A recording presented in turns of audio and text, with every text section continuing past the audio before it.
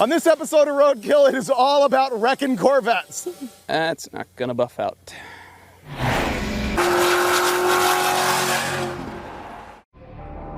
In February of 2014, a giant sinkhole opened up underneath the National Corvette Museum in Bowling Green, Kentucky. And it swallowed 8 Corvettes. They're worth like jillions of dollars each, and that is the most roadkill thing that ever happened to a bunch of museum Corvettes. So we figured we needed to check it out. We flew into Florida and tried to pick up the junkiest Corvette that we could so that we could road trip it all the way to Kentucky and check out that sinkhole and have a look at the Corvette assembly line while we were there. My mission was to find Freiburger and I transportation from Florida to Kentucky. So of course, I went right to Craigslist and looked for the very worst Corvette I could find. Hey. Jamie Hannon owned a 75 Corvette that he had bought 6 years ago, found a bunch of rust, and then gave up on this restoration project. And he figured this is the perfect car for roadkill. It's got paint on it. Dude, this thing is nice. I'd never seen this car before we got there, and I'm thinking, man, this doesn't look that bad. But then we pulled the plastic off, and yeah, this thing was definitely roadkill. The interior was completely gone, and what was there either came out of a Jeep or was completely rusted into the ground. So what's actually the dilemma here? Does it run? Well, there's no windshield, so. There's one window in the state of Florida. We've called everywhere. It's in Orlando. It's that hard to find a Corvette windshield? Wow. Oh, this is cheating. We can leave now. Oh, this is the nicest car with no windshield I've ever driven. So we're checking out the Corvette, and in walks Don Schumacher. The Don. Hi. How you doing? Holy crap, that's Don Schumacher. If you don't know who Don Schumacher is, that means you're probably not an NHRA fan, because this guy's been around since the mid-60s, racing stuff like the Stardust funny cars, and today he is the single biggest owner in top fuel teams in the National Hot Rod Association. This guy Jamie is one of Schumacher's best friends. They go fishing together all the time. He mentions that he's going to the Las Vegas NHRA race the next weekend. I'm heading to Vegas on Thursday. And he invites us to just come by the pits and hang out, park our car in the pits and everything. We can make this thing go to Vegas. Screw the Corvette Museum. Let's go. We qualify Friday and Saturday, and eliminations are on Sunday. You're welcome into the racetrack. Just send me a text, and I'll arrange for tickets and hospitality and some good meals. We're either going to the Corvette Museum in Kentucky or maybe drag racing in Las Vegas, because Don Schumacher just showed up here.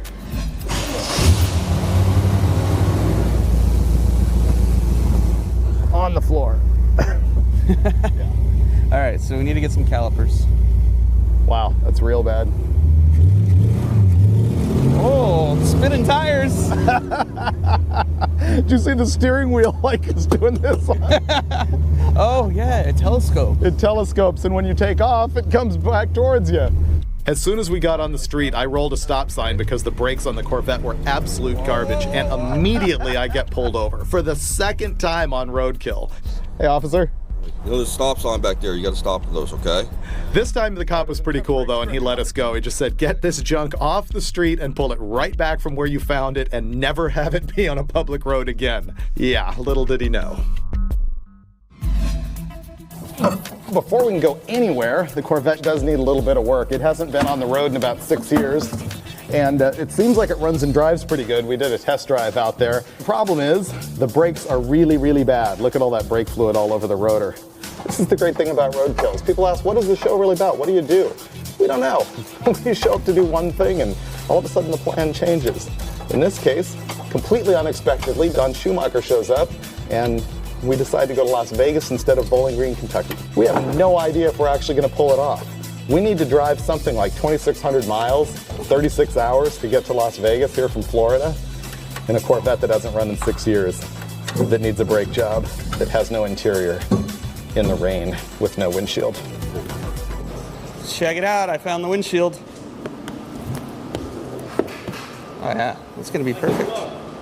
Here's the deal. Our new Corvette doesn't have a windshield, and we can't find one within 3 hours of where we're at. So we're gonna make one out of a piece of acrylic that we got from the hardware store, trace it with a Sharpie, cut it out with a jigsaw, tape it in place, and whatever else is leaking, we're just gonna cover up with garbage bags and tape, because it's raining, it's probably snowing, and we need to get this car on the road.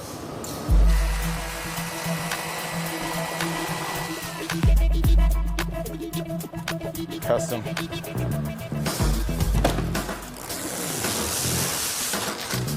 Fixed.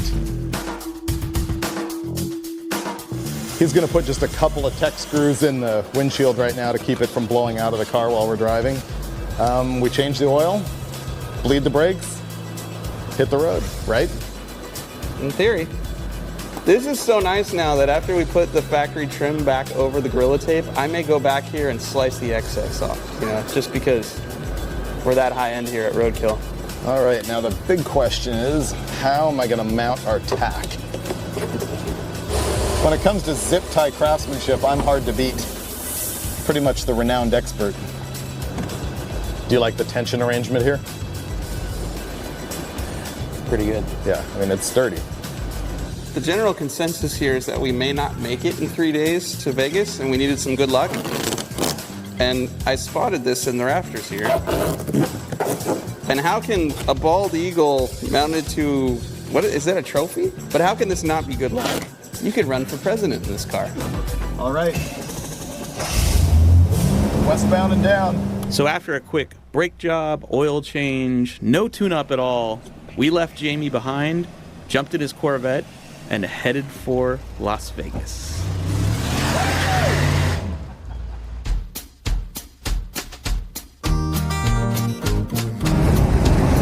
Vegas, baby, Vegas. I think we're gonna make it. Tack doesn't work, actually. Is that on the floor? Oh, yeah. That's floored. When we hit the road, we did the quick math and realized we were going to have to drive 12 hours just on this day in order to get to Vegas on time.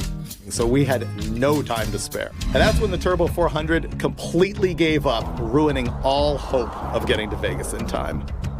How come it's our nicest car and it went the shortest distance? Actually, the Charger didn't go very far either, but it was fixable. This isn't fixable. Fewest amount of zip ties on this one, that's the problem. Yeah.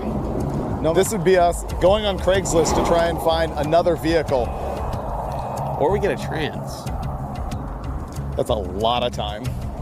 Even if we find a transmission, by the time we change it, there's no way we're getting to Vegas in time for this race.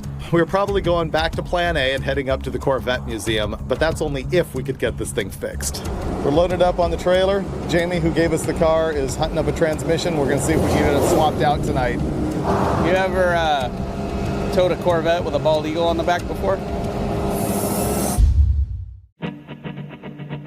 We ended up towing the Corvette back to Jamie's shop, where at least he softened the blow with a few beers, and he also brought in a bunch of friends to help us and a guy who had found a used Turbo 400 transmission somewhere in his stockpile. And so we jammed on it. We got the car up on a lift, did an R&R on the transmission, and by the time we were done, it was like midnight. The U-joints in this thing are absolutely destroyed. They're all notchy and loose and junky and lost. We have the new Turbo 400 here, but it looks like somebody crammed a metric nut onto the shaft for the shifter, and so we're trying to cut some new threads onto it. So we left for Nevada 12 hours ago, blew up the transmission 10 miles down the road. These nice folks found us a used one. We've got our old converter on here, but brand new U-joints. And we're about to get back on the road. For where, I have no idea. We had a running driving vet, but still no hope of making it to Las Vegas.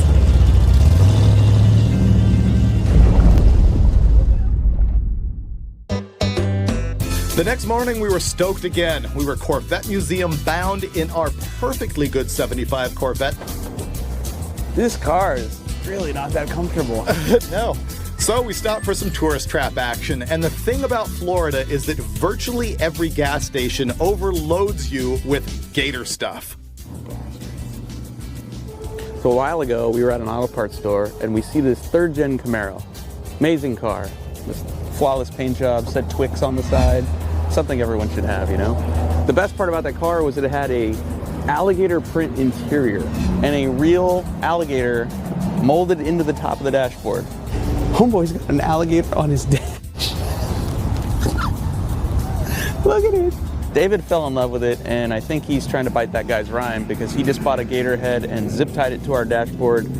I think we're setting trends here. I think that's what's happening. Yeah.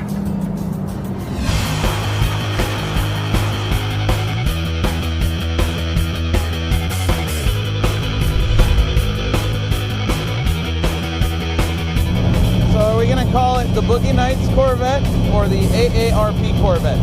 I was going to try and find you a big gold chain.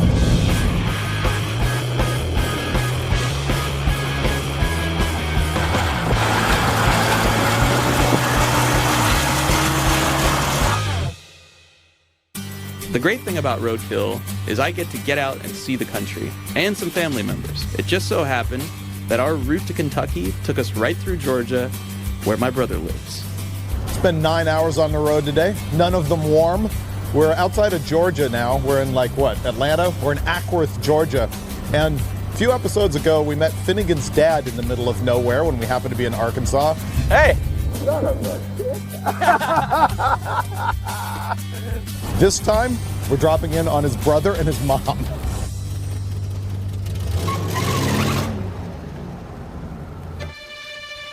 I pretty much won't have to get her a Christmas gift after this. I dressed especially homeless for this. You totally look homeless. So once again, we surprised my mom, who happened to be visiting my brother in Georgia that night. Right now they're going, Mom, go answer the door. And she's going, it's not my house, why am I answering the door? Oh, there she is, she's coming.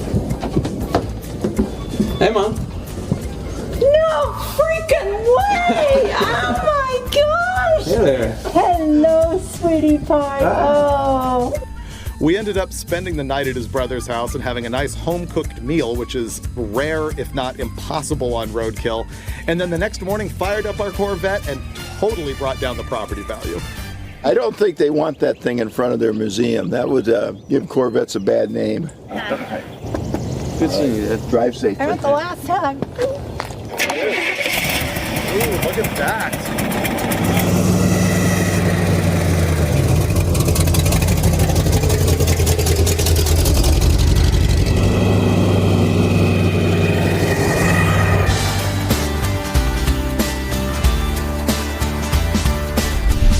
Now, I don't know if you realize the true historical significance of this Corvette.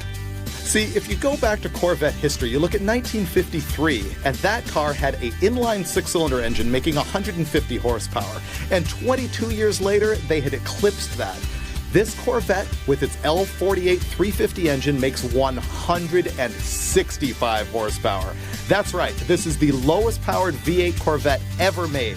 And they're not even pissed off horsepower. They're not even mildly annoyed horsepower. But the good news is the interior is super comfy with these Jeep Wrangler seats and no dash to get in the way. Yeah, this is about as good as a Corvette gets, at least a Roadkill Corvette.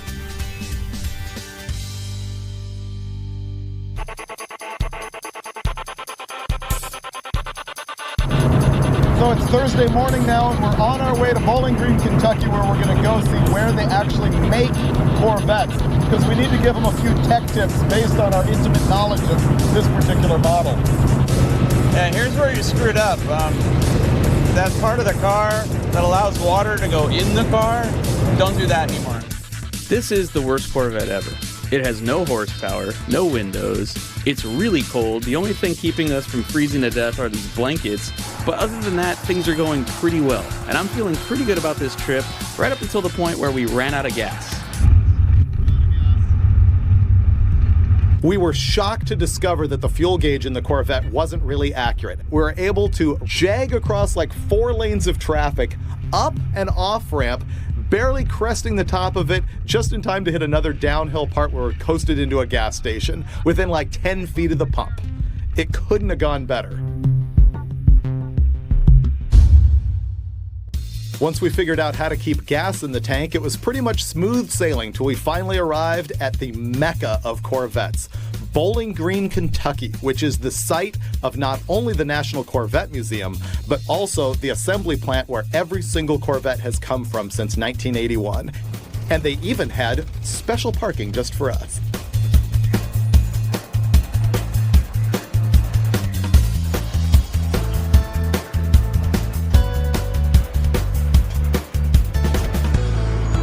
finally made it to Bowling Green, and we're deep inside the heart of the Corvette plant. This is where all the brand new Corvettes come from, right here. There's 7 miles of conveyor belts that go around inside this building that's 1 million square feet. It's 14 acres.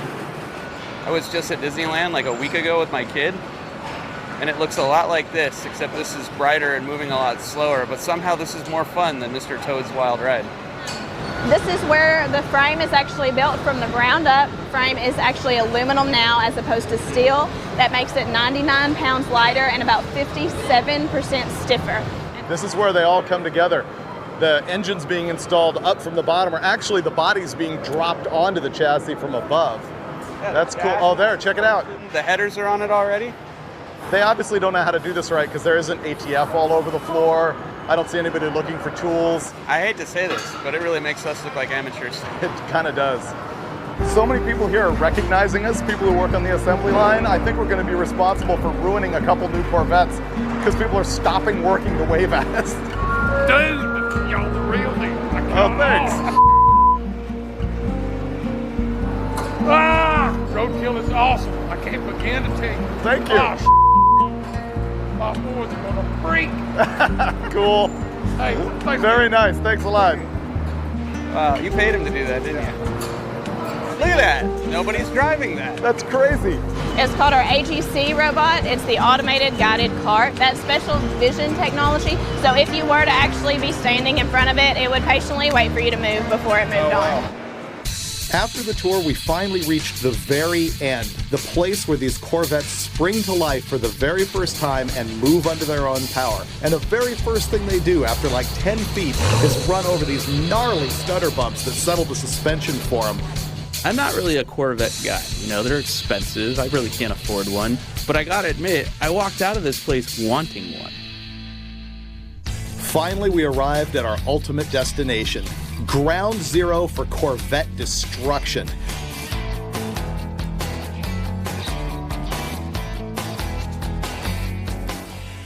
These are the ones they pulled out. So this thing fell into Middle Earth. It's really not that trashed. Looks like most of the stuff in my driveway. Oh, okay. Oh my God. So Hill and Karen Clark donated their car to the museum, and this is how it gets treated? Yep. Not leaving my car parked here. That one I just put right back in the hole. How do we get to the hole, miss? You're heading that way. Keep on going. Hole's that Don't one? go in it. Oh, we're going deep. There's a glass wall. That's why we got these. We knew the odds were pretty low that the guys at the Corvette Museum would allow us to actually ghost ride our Stingray into the hole. But we thought we'd try anyway. I mean, hell, we drove all the way from Florida. How could they tell us no? We have a car we'd like to donate to the museum, You do? but we want to put it directly in the hole, so it can no longer hurt any of mankind. Okay. Well, what kind of car is it? 75 Corvette. A 75. I thought you'd say Mustang. Oh, no. Yeah. No, we want to make a time capsule. We want to make a donation. No offense, nobody wants this Corvette. I would actually like to ghost ride the Corvette into the hole. You would, yeah. Rick the gas pedal, let it go. Where she lays, she lays. Think of the live video feed. Yes, that would be something I would like to see. That'd be fun. All right, sweet hole, Bob. Thanks for showing us. You're very welcome. I don't think Bob's going to let me put my Stingray in his sinkhole. After a week-long immersion into the Corvette world and seeing the sinkhole that swallowed 8 vets, we get it now. Chevy runs deep. So in the end, it turns out we kind of offended these guys with the suggestion that our 75 should go back in the hole and get covered up and paved over, sort of as a memento to the Corvettes that could have been lost. And so here we bring you gratuitous Corvette violence, all 165 horsepower worth.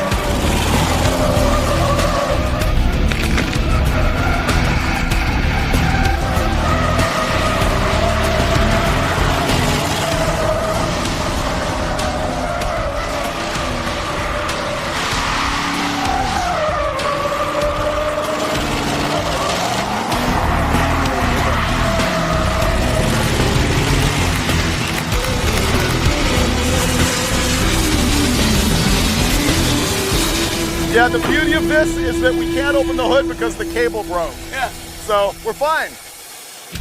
So I finally got the Corvette Stingray out of my system. I'd kind of wanted one for a long time, and now I'd had a road trip in one.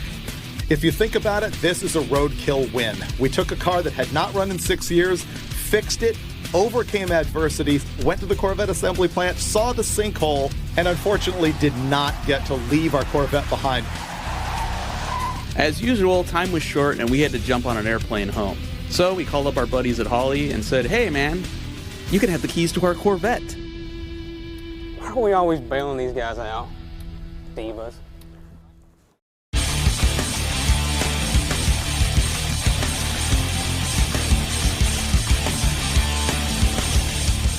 Here's the choice. You either take it right back to that building over there and park it, okay? 'Cause it's not legit to be on the street. Okay. All right. If I see it again, we're gonna have to tow it. That's my second choice. Go. Second choice. Okay, well, Right. I'm picking option number 1. All right.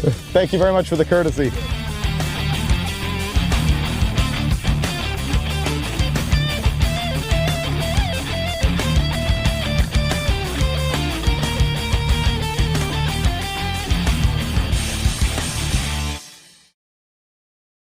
This episode of Roadkill, we're going to show you the entire buildup of my 55 Chevy Bel Air. With Hemi.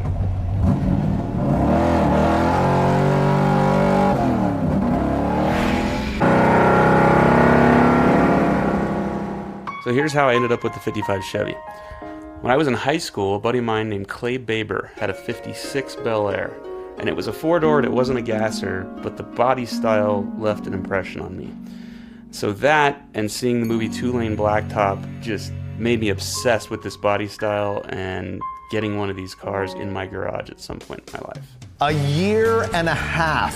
That's how long it's been since we ran up to Oregon in episode 8 of Roadkill and took his bare 55 Chevy body, plopped it onto a Jim Meyer Racing gasser chassis, and then came home and almost did nothing with it. And so now we're gonna force him to get it done. We gotta jam this thing together in 15 days in time for the Grand National Roadster Show. So she looks different from the last time you saw her because all of the rust is gone. That's a fiberglass front clip, which we bought to shave weight. Here's the Jim Meyer Racing bitchin' gasser chassis. So far, we've moved the firewall back to actually fit the Hemi in here, started a roll cage, but essentially, it needs everything. So the car over the last year and a half hasn't had a ton of work done to it, but it hasn't exactly sat around either. It's got all new floorboards, which we got from Classic Industries, and had our friends at Hot Rods and Hobbies weld into the car. So we've got a solid foundation that we can now use to weld our roll cage into, which we got from Chris Dowson's Chassis Works. So the car is solid. It's basically a roller. The body is mostly intact. We've just got to do everything else to make it run. It's a ton of work, but it's not impossible. I predict a lot of all-nighters and broken knuckles and stuff like that, but we may end up divorced from our wives on this deal, but I will finally get to drive my car, hopefully on my birthday. Yeah, I mean, when you're gonna build a car in 15 days, you need a list, because you're never gonna remember anything, even with the list, but this at least keeps everyone on track. But the big thing is it reminds you need to order parts, because we don't have anything we need to build this right now, and it's day one, and we need the overnight stuff, basically. Wow, you're good. The reasons that we dummied the engine in the car are, one, we needed to measure up a drive shaft length so that we could get that coming. And then we had to put the steering column in the car. And the main reason for that is to see what our obstacles are for making headers. See, the problem here is this is the steering box, and this is where this needs to go, and I'm not even lined up with the port. It needs to come up. Even this side's a nightmare. It goes straight into the frame rail, but way more workable than your side. So our second major hurdle is figuring out how to build a set of headers for this thing, because nobody makes headers to put a Hemi in a 55. So we've got a bunch of bends from Hedman headers. We're gonna chop them up right now and see if our engine location is gonna work with our steering. So this is our test pipe right here.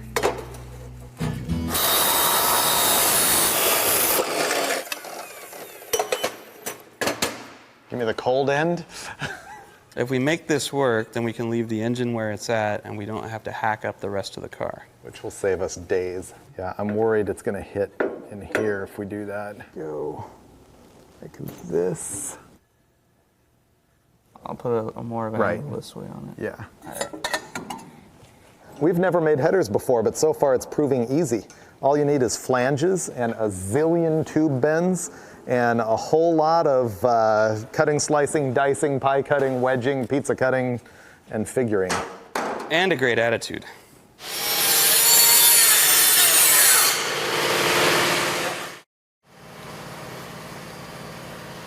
Last night I had an epiphany about how to get that one header tube around the steering column, and that sort of broke this project wide open because we were thinking we were going to have to drop the steering box or raise the engine or do something to get headers on the car. So Finney and I stayed really late last night getting really excited about building sets of headers, and we're trying to make them perfectly symmetrical on both sides so it's got that cool Gasser evil look. See, the deal is when you cut the tube in a straight piece, it becomes perfectly round. If you cut it off square in the middle of a turn, then it becomes a big oval like this, and there's no way to put them together. So that makes this more of a challenge. They say the definition of insanity is doing the same thing over and over and over again, expecting a different result. It's kind of what we've been doing here today. Yeah, how many of those bends have we used? Look, there's your Hedman Hemi into 55 Chevy header kit, and there's the mistakes. Those aren't mistakes. Those are trim. Those are fine-tuning adjustments. Dude. Just set it on there next to our new header. That is Gasser right there. Look at that. Yay us. Yay us. That's pretty big. That's something we have not done before. Yeah, they're definitely a Gasser-looking header for sure. They've got a little bit of zoomy action going to them, and then the Gasser thing. Look at that. Yeah! Oh, man. That's the reason we're here. That is a giant engine. I know. It looks even better with the headers, doesn't it? Oh, my God. Wow. It just got real. Look at that. This side, not so impressive. This side, swing. There, okay. A lot of people think that we fabricate drama for Roadkill and we're always on a tight schedule and why don't we plan better? Well, here is the reality of our life. We're working on 5 different cars here right now that all need to get done before the end of the month. My 32 Ford there is going to become a roller to go to the Grand National Roadster Show at the same time as Finnegan's 55, which is of course the major project. Then we've also got the muscle truck that's getting MSD fuel injection on it for an editorial story. And over here, we've got my Super Bee and Crusher Camaro that Grant is prepping to take to the drag strip next week. Actually, yeah, which is going to take 3 days out of the schedule to go have to test those 2 things. Less talking, more working. There are 11 days left in order to complete the entire car. And so I needed help. Right now, video guy Mark is TIG welding the headers that we built the other day. My buddy Todd is helping me fit the fiberglass front clip on this thing. And it'll be a big accomplishment if today we can make that thing tilt. I think we have to cut it back here. We're having a problem fitting the front end. The fiberglass seems like really rigid over here and it doesn't fit as well as it used to. And we're thinking it's because we tried to dry that fiberglass resin with a heat gun and it might have warped the glass a little bit right there. And so Todd's gonna grind on it and try and make it a little bit more supple, see if we can fit it again. Yeah. Ready? Does it hit? And yes, big time. Oop, but. Yeah. Look at that. That is cool. I need to sit behind the wheel. That is so evil looking. Pretty cool.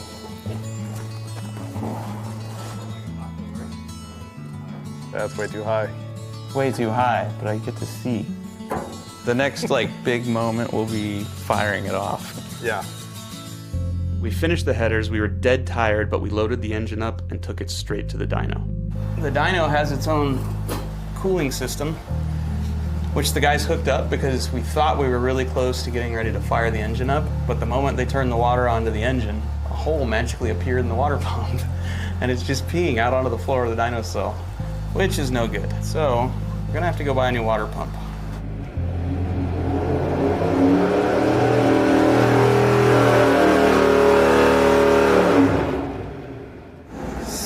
280 pound-feet of torque.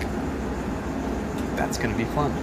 Now that it's broken, we're gonna drain the oil out of it, cut the oil filter open. That's gonna give us a good visual check of how the bearings are doing in this thing right now. And if this thing is full of, metal, basically your engine's eating itself alive and you need to take it apart and start over. Ours is not doing that. So we get to keep going with this build. Well, I'm at a loss right now. We broke the engine in, made a couple of power pulls to 6,000 RPM, made great power, and it puffed a little bit of smoke out of one breather at the end of a pull. Changed the oil, fired it back up, it's down on power and smoking out of the breathers as if it's wounded. But we did a compression check and it checked out fine. We cut the oil filter rope, drained the oil. Everything looks fine. So I don't know what's going on. Every dyno test is an emotional roller coaster. Strap the engine down, cross your fingers that it's going to run properly and that the work you've done is correct. 5 hours ago, we found blown head gaskets. Engine's back together now. Hopefully we're heroes.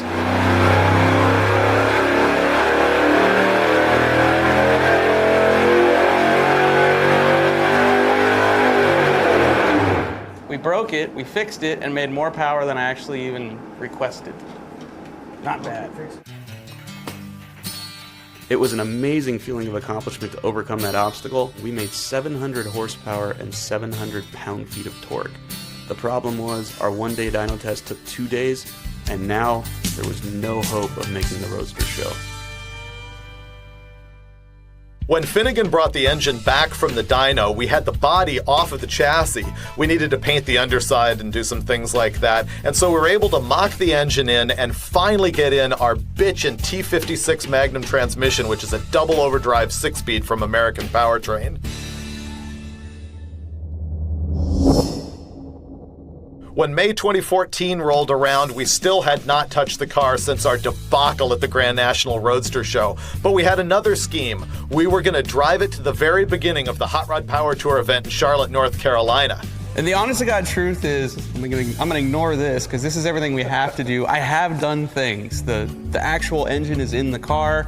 Right now, my buddy Todd Griggs is 10 feet in the air sanding the dash because you need to sand the dash to drive, right? All right, so we've got wiring, plumbing, brakes, fuel system, lots to do. Let's go to work. This is not even close to the complete registration. list. I've insured it. It's got insurance, just doesn't have registration. Yeah. I'm mocking up our new gas tank. And this is a stealth tank from Aeromotive. It's a brand new gas tank that's powder coated and has a fuel pump built into it that will support 900 horsepower worth of naturally aspirated engine. Way more than I need. So I bought 2 stock filler necks. I'm gonna pie cut them right around here, weld them back together so that we can reach from here to here. And then Freiburger's gonna plumb this, and then this will be our new fuel system. Next to building engines, this is my favorite part about building cars. Now, all I gotta do is pull this back out, clean the pipe, TIG weld it back together, put it back in here, build a bracket. Done. So I gotta do brakes, the rest of the fuel system, steering, paint the dash. I'm working on the fuel system, and we want to run hardline the full length underneath the car just because it's more Sano and it flows better.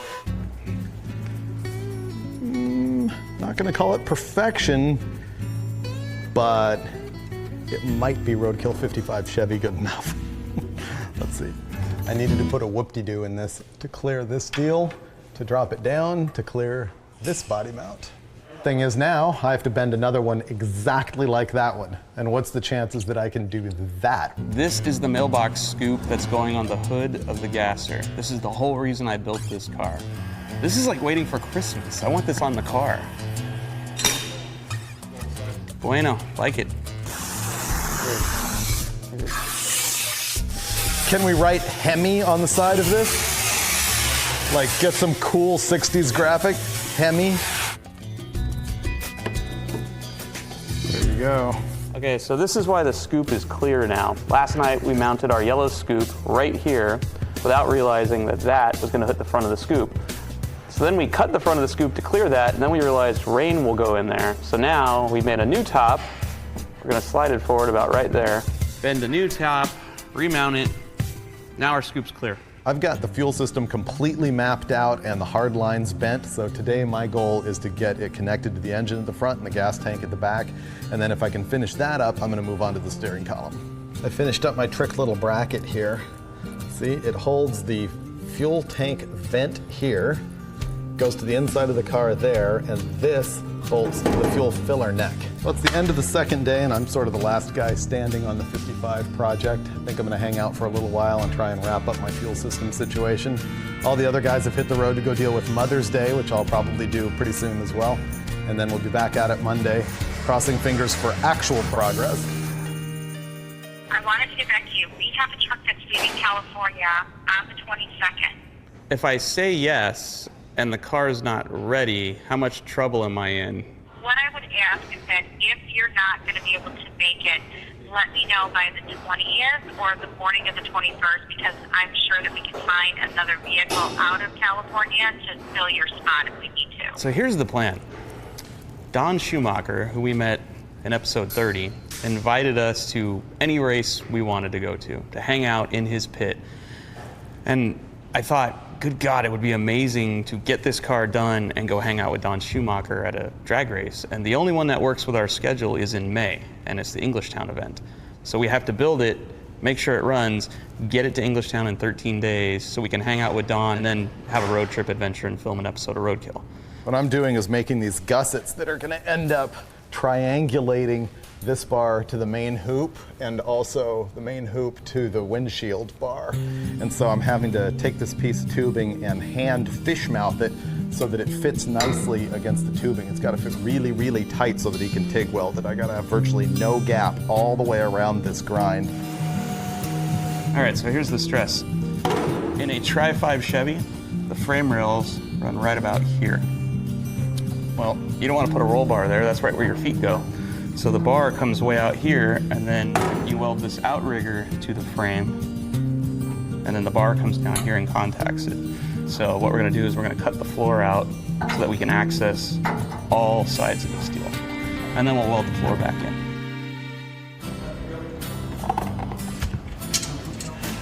We're nearing the end of the build here, and I always figured it would be something like the clutch not working or fuel pump or something that would stop us dead in our tracks. But right now, our Lexan windshield doesn't fit the car. We accidentally cut it too small. I need to call ProGlass to order a new front window, which is kind of a big deal because they make them one at a time. But before I do that, we're gonna test fit the back window to see if that one needs reordering too before I call. So since yesterday, we got a lot done actually. We named the car, kind of a big deal, you know, because that'll help it run. And we got the seat frame done, the ignition box and the fuel panel are in. There's really about like 4 hours worth of wiring left, and then we can try to fire the engine. I think it's tomorrow. It feels like tomorrow. It feels like the day we're supposed to be leaving. But we're doing good. There hadn't really been any major hiccups. So if we can stay awake, we're gonna make it.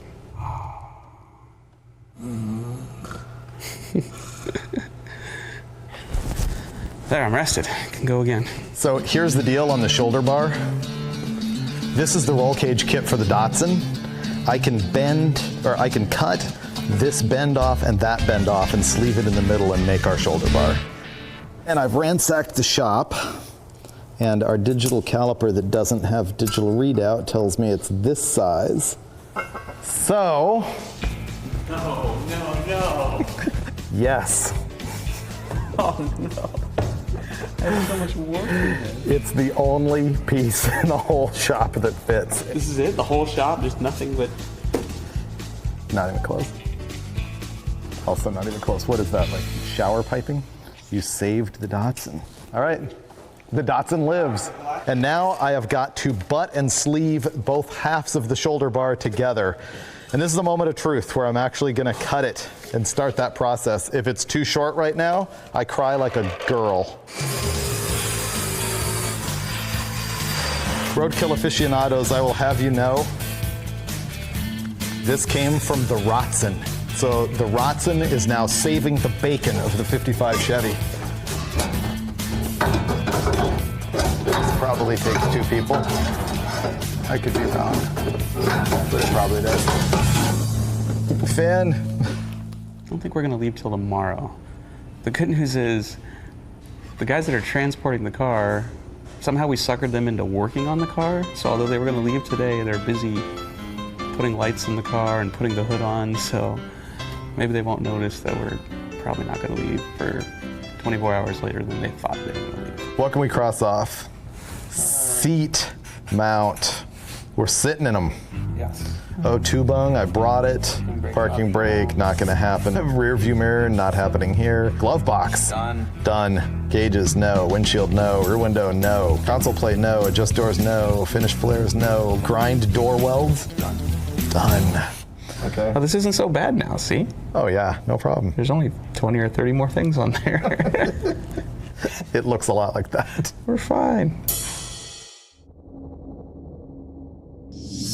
It's 5 a.m., 2 days past when we were supposed to leave, and we're about to fire this thing up for the first time. We hope. We've already had fuel leaks, dead battery, wiring issues. That's all solved. Right now is supposed to be rank, vroom. All right. Water pump's on. Ready?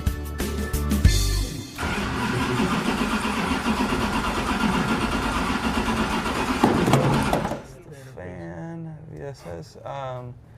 All right, here we go. Look at that. Fired right up. There you go.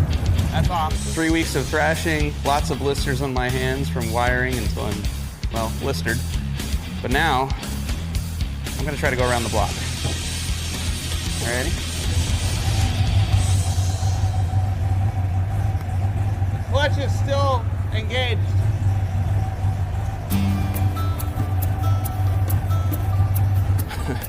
Well, that was the worst, best ride of my entire life. The brakes don't work, the clutch sticks, it rides horribly, and I don't care. 'Cause look at this. Man, that was a lot of wrenching over a lot of time, but we finally got it done. And you're gonna come back to the next episode of Roadkill where we're actually gonna hit the road headed to Charlotte for Hot Rod Power Tour.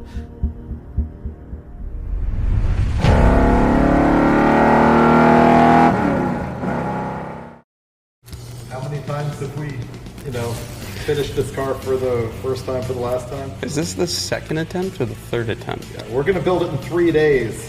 This is completely embarrassing. I have no idea where reverse is on this transmission. So I'm gonna go get a shift knob that has the pattern on it so I can find out. Just want to get in there and swim around for about a week, making motor noises because it doesn't run right now. I just want to put 8 more screws in it and be done with it. It's not a bad idea. Oh, it's only 1 a.m. It's early. It's half day.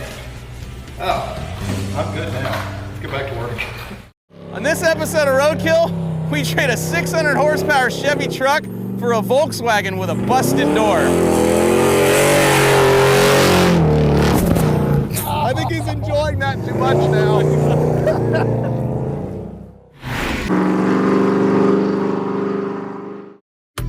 The Muscle Truck is a 1974 Chevy that you first saw in episode 18 of Roadkill. It's powered by an all-aluminum LS6, it has a turbo 400 automatic transmission, a gear vendor's overdrive, and a 4 9-inch rear end with 513 gears.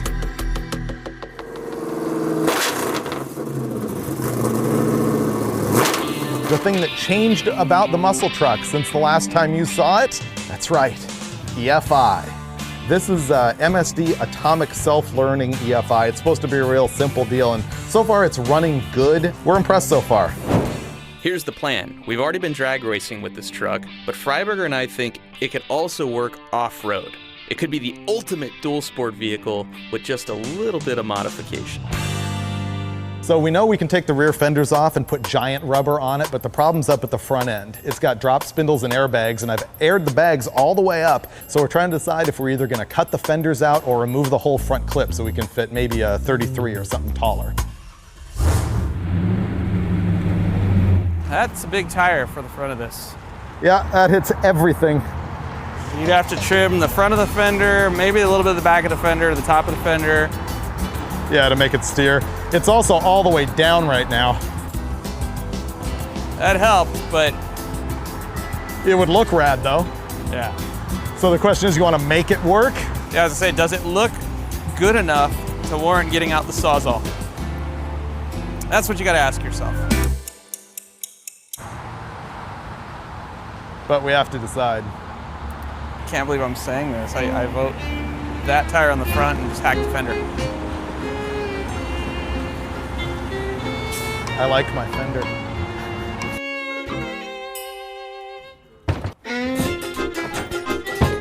Okay, go get them mounted. We got our boggers mounted up, threw them in the back of the truck, and it was time to hit the road. Because you know what? We're not even gonna test fit these things until we hit the sand dunes.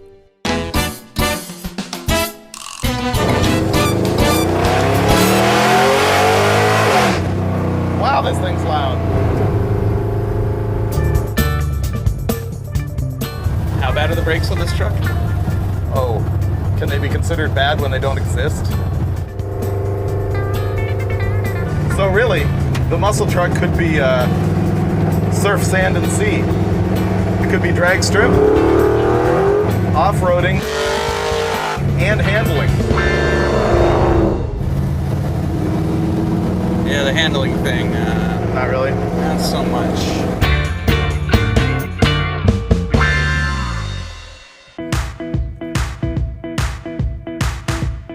I don't know if these are the right tires to go to the sand dunes, but it's what they had in stock that would fit our truck, so we're gonna try them.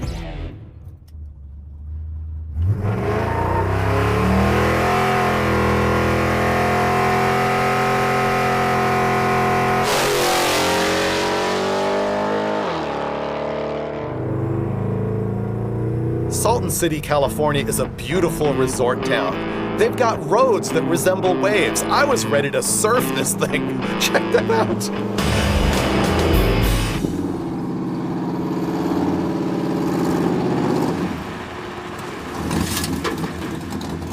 We are about 5 hours from Los Angeles in Imperial County, home of the Imperial Sand Dunes, which are better known as Glamis. So what we have here is a 37 by 13.0 Super Swamper Bogger. And on the front, we have a 31 by 1150. Step number one is there's about 8 half-inch bolts holding the top and the step side to the bed. She's free? She's free. Okay, next step is gonna be to raise the front of the truck with airbags. It's no secret that Freiburger is a little bit delusional with regards to automobiles and time and money. He thinks we're gonna be able to stick those 31s under this truck and go off-roading without them hitting the fenders. No, I don't think that. I hope that. Next thing what we're gonna do is remove the inner fender wells out of this thing, because I continue to believe that I don't want to trash all the sheet metal on the truck. Look at that pristine inner fender well. Clearance, Clarence. One of the things I did to prep before we even got here is put this pre-filter on the cone air filter. Because if you have one of those regular, like, you know, K&N or Air Raid type filters on it, it'll get sand packed in it out on the dunes, so. Well, normally I'd zip tie this wiring harness to the fender, but we only have 3 whole zip ties on this trip. The world's worst duct tape is gonna hold that up there. Oh, don't you hate that? Don't you hate it when you're dealing with one of those ratchet type jack stands and you go to move it and the thing slams down and pinches you right in the web of your thumb? A lot of people believe that you want an all-terrain tire, a nice smooth tread for flotation on the top of the sand. When I was the editor of 4-Wheel and Off-Road, we did a test and actually proved that a typical mud terrain is better than a typical all-terrain for blasting around in the dunes. But I'm sure plenty of you will disagree with that. And you'll probably be right when we go out there and sink this thing right to China. Ready? God, this jack is fast. That is a look. That's instant transformation. This is the sand muscle truck. This is a dual sport muscle truck. This is Brutus. I don't care if we don't make it 10 feet. This is a good look. This is the best this truck's ever looked. Look how pissed off it is. This gives it purpose too, doesn't it? Ridiculous. I love it. I think we've only spent about half an hour transforming it up to this point, maybe 45 minutes. But now we get into the really bloodthirsty part. It's gonna make me cry. Well, here's the thing, is you can either just nip that corner there, and then just put a half. And put a half moon, which looks weird. Yeah. Or we can continue this cut and then bring it back down into here. Why don't we just do that? I am ruining Freiburger's day by plotting out how much sheet metal I think we're gonna have to hack off of this thing to keep it from crunching the fenders.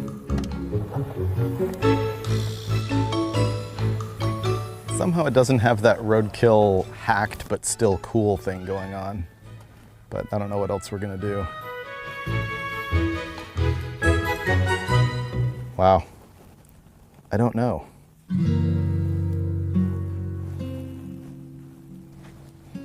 Maybe I should just look the other way. The audience is gonna hate this as much as I do. So I think we should just cut away from it so nobody has to look at the gore, and then come back. We'll look at see how good it is. We'll go home, we'll save this piece, flange it, Zeus it back on there. Then it truly is dual sport. Like it? Sure. By here, Freiburger will be in tears. And by here, he'll be throwing tools. And then it's, let's ride. So visualize the cut. Yeah, I can't look, just go. Why is this fun for me right now? It's not often you can actually get a photo of the moment of a loss of a loved one.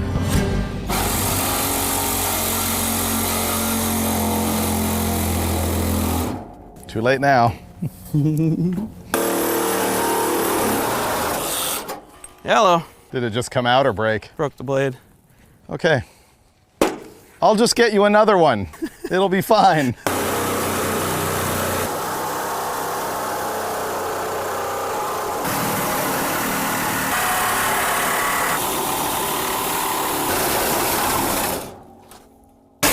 Wow. Okay, where were you on this one, and that one? Well, as I was indicating before, the center is not the center, see?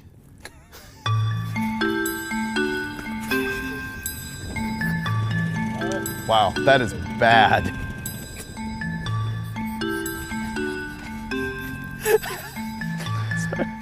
Yeah, he's just gonna make a flange and Zeus it right back on. It'll be mint.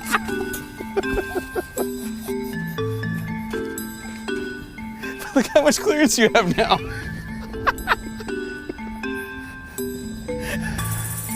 I'm gonna go cry.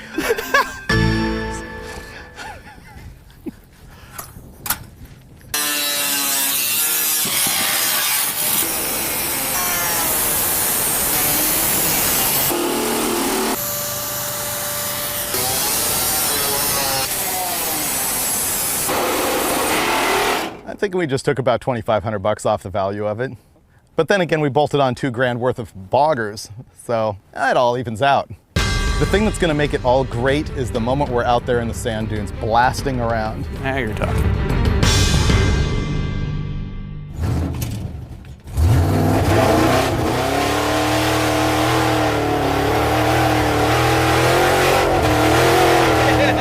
Oh, I'm thinking it's pretty good. Oh, that was awesome. It works awesome.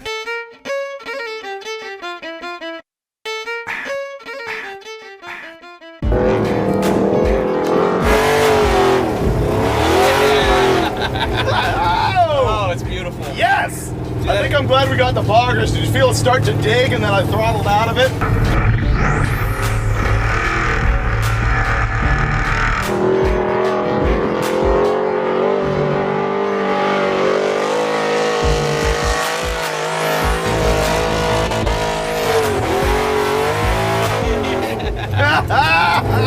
This is great!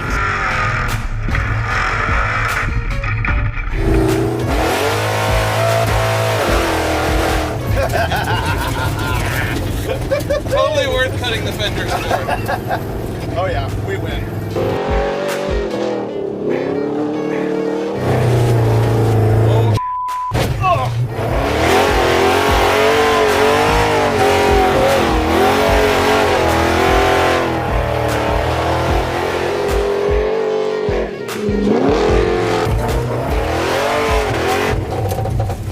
Oh my God!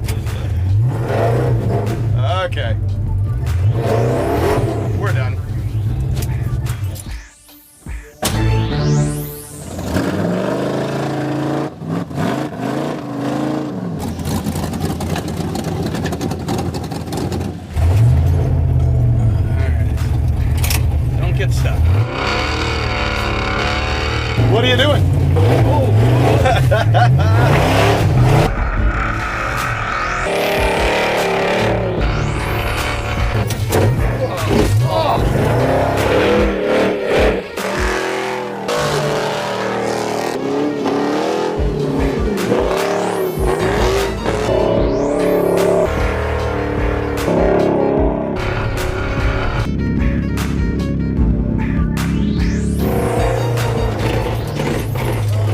That's not good at all, dude. Can we blow it back? Yeah.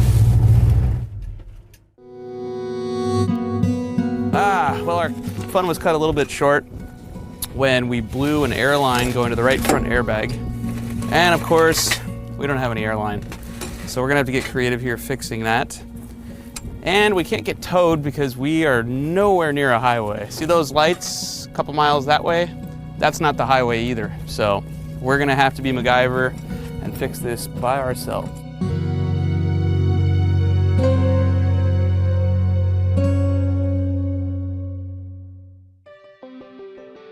We won't be defeated. Good God, no. We're back in the shop and we're gonna fix this thing. We decided that we needed to have a little bit more action out of the truck since we mangled it so badly. So we're gonna head up to Pismo this afternoon and do a shootout with Fred Williams from Dirt Every Day. But we have a couple things to fix, like, are you on the airline? Yeah, we'll get the airline replaced. We'll get rid of the duct tape holding the wiring up. Yeah. That and the exhaust fell off of this thing in the middle of the night on the road when we were on our way home from Glamis, the last deal, and it literally made for my worst night on Roadkill ever. It was freezing. It was like ear-piercing loud. That was a crappy ride. It was horrible. And believe it or not, as much as I hacked the fender out, it still needs more because it rubs. You're right. Oh, were you going to tune that up? Yeah. Oh, yeah. It'll Zeus right back in.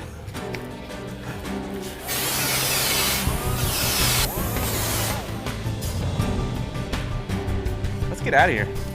That's pretty good. So we fixed the muscle truck, headed up PCH, and drove right through Malibu. Ultimately, we ended up in Pismo, California, and the next day, we were heading to the dunes. We woke up the next morning and had kind of a Mythbusters moment where we had to find out, could we smoke a set of 37-inch boggers with the muscle truck? The answer?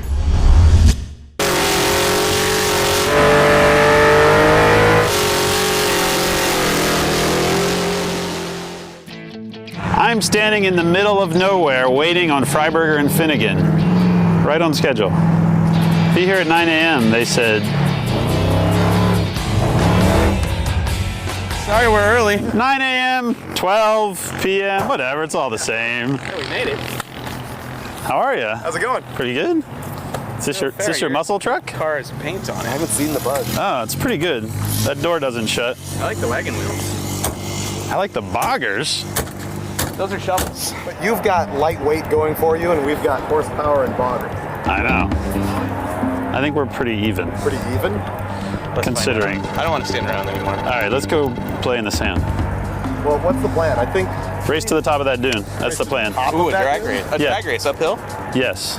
Starting downhill. Like start here. Oh, here's the other thing. It's on the other side. Whenever you get somewhere, don't stop pointing uphill. You'll get stuck again.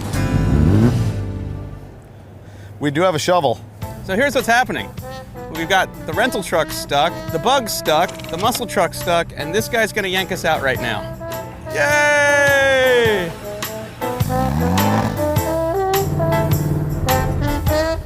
Fred is stuck again. We'd be nothing without the video truck on this trip. I really thought hooking up with the host from Dirt Every Day would up our dirt game, but no. If anything, it's slowing us down. All right, fellas, this is a drag race up that hill. To win the drag race, you have to go all the way over and disappear. I don't want to see you. If you get stuck and dig dirt from China, you lose. If you both get stuck, you have to get out and run to the top of the hill. Okay? What? When you hear me yell the word yoga pants, start your car and go. Yogurt pants? Yoga pants. Everybody got their safety gear on. All right, fellas. What? Yoga pants.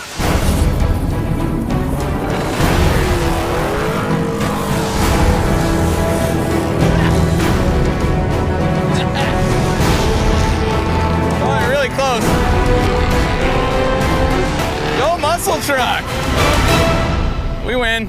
So clearly, there is an advantage for you in acceleration and all that crap and horsepower. So this time, I can't hear anything you're saying. You're fine, don't worry. What? This time, go to the top, and you have to go all the way to the flat part, turn around and come back down. So you're a little more maneuverable. This may equalize things a little bit here. First, second, third, neutral, reverse, park. All right, we good? Chuck Norris.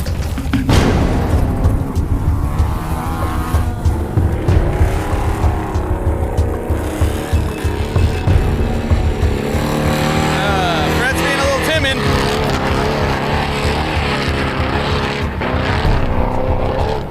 Volkswagen's already making the turn. Uh-oh, Fred went way over the top. Way over the top. Just like that bad movie with Sylvester Stallone. Volkswagens are almost halfway here. Fred's not scared though, he's getting after it.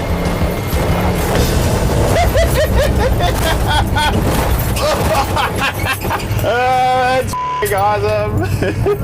All right, so I gotta ask you, who's having more fun? That's what I want to know. I think we're both having a riot. Okay, all right. I had fun. I want to try it. Finnegan's busy right now. Here's what I need you to do. The challenge is going to be highest carve on this bowl. All right. The nearly vertical bowl, I might add. I'm going to flip a coin. You're going to decide which car you're driving first. Okay. Heads is going to be muscle truck, okay? Okay. Ah! What is Ready? In the sand. Heads. All right, muscle truck. Let's do this.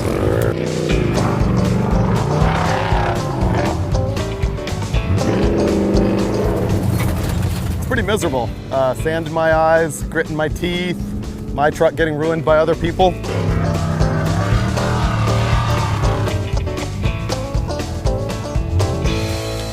Turn the wheel to your right. Who needs four-wheel drive?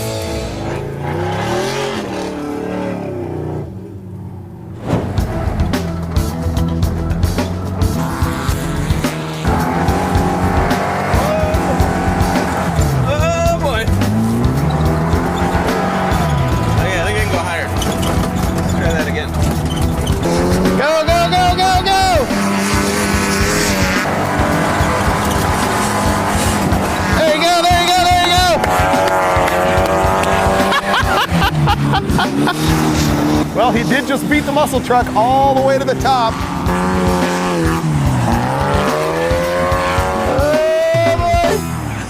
Oh, check this out. Final challenge. Hill climb, jump.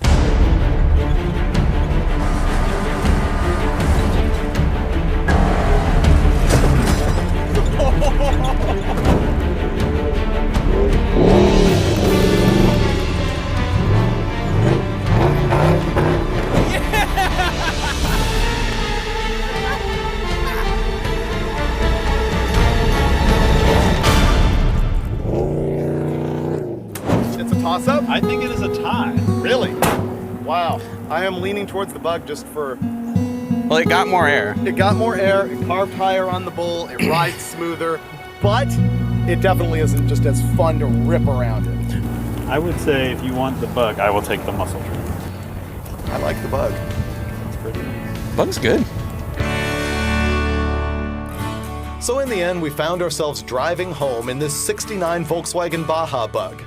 It was actually pretty cool, and you know what? I think the reason we did it is at this point, Finnegan and I were not ready for another long night in the loud old muscle truck. So maybe call us soft. And we'll leave it for you to decide. Did we really trade a 600 horsepower pickup truck for a VW? Maybe you'll find out in a future episode of Roadkill. So here's some stuff you didn't get to see last time. First and foremost, the ultimate cup holder / ratchet shifter mount. I'm pretty proud of this thing. It's made out of fence decorative hardware. This thing is, in fact, genius. I'm chewing sand. How about you? Yeah. Yeah.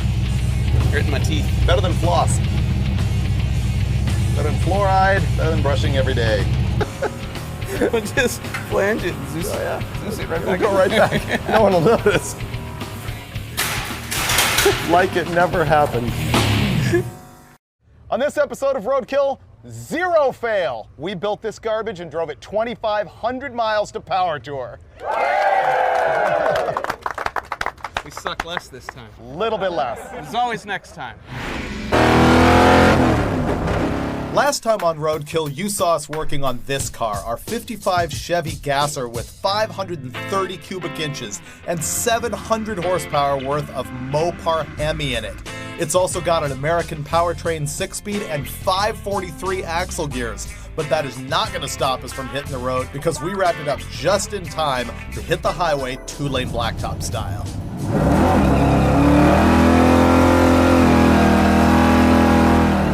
Well, car has a new name and a new home because we got kicked out of the hot rod garage when they decided to kill the power last night at about 8.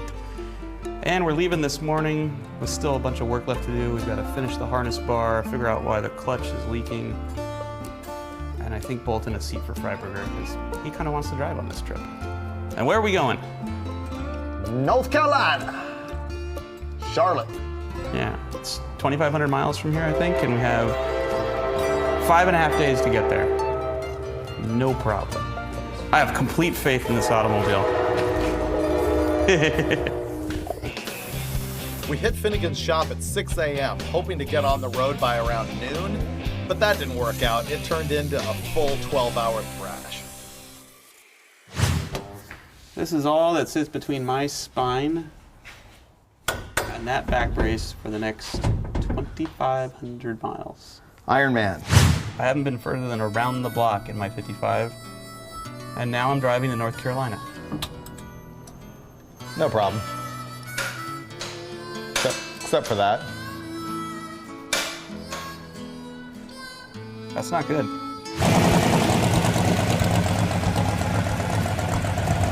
Seat feels better to me. Oh God, it's so much stiffer now. There's a brace in there. Yeah, but that's good. I thought it was gonna break when I was driving it. You only like it because you have the back of a 103-year-old man. Yeah. Me, this is a little harsh for. It's a little rough. Little stiff. Well, it made it around the block, so I figure we're good for 2,500 miles. Hit it. We won't even need an oil change. We might.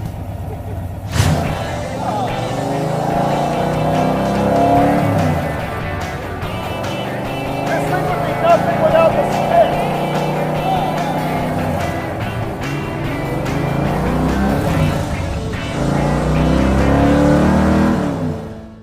It's Monday now. We hit the road last night figuring we were gonna go about 500 miles and we made it like 150. So we got a crank.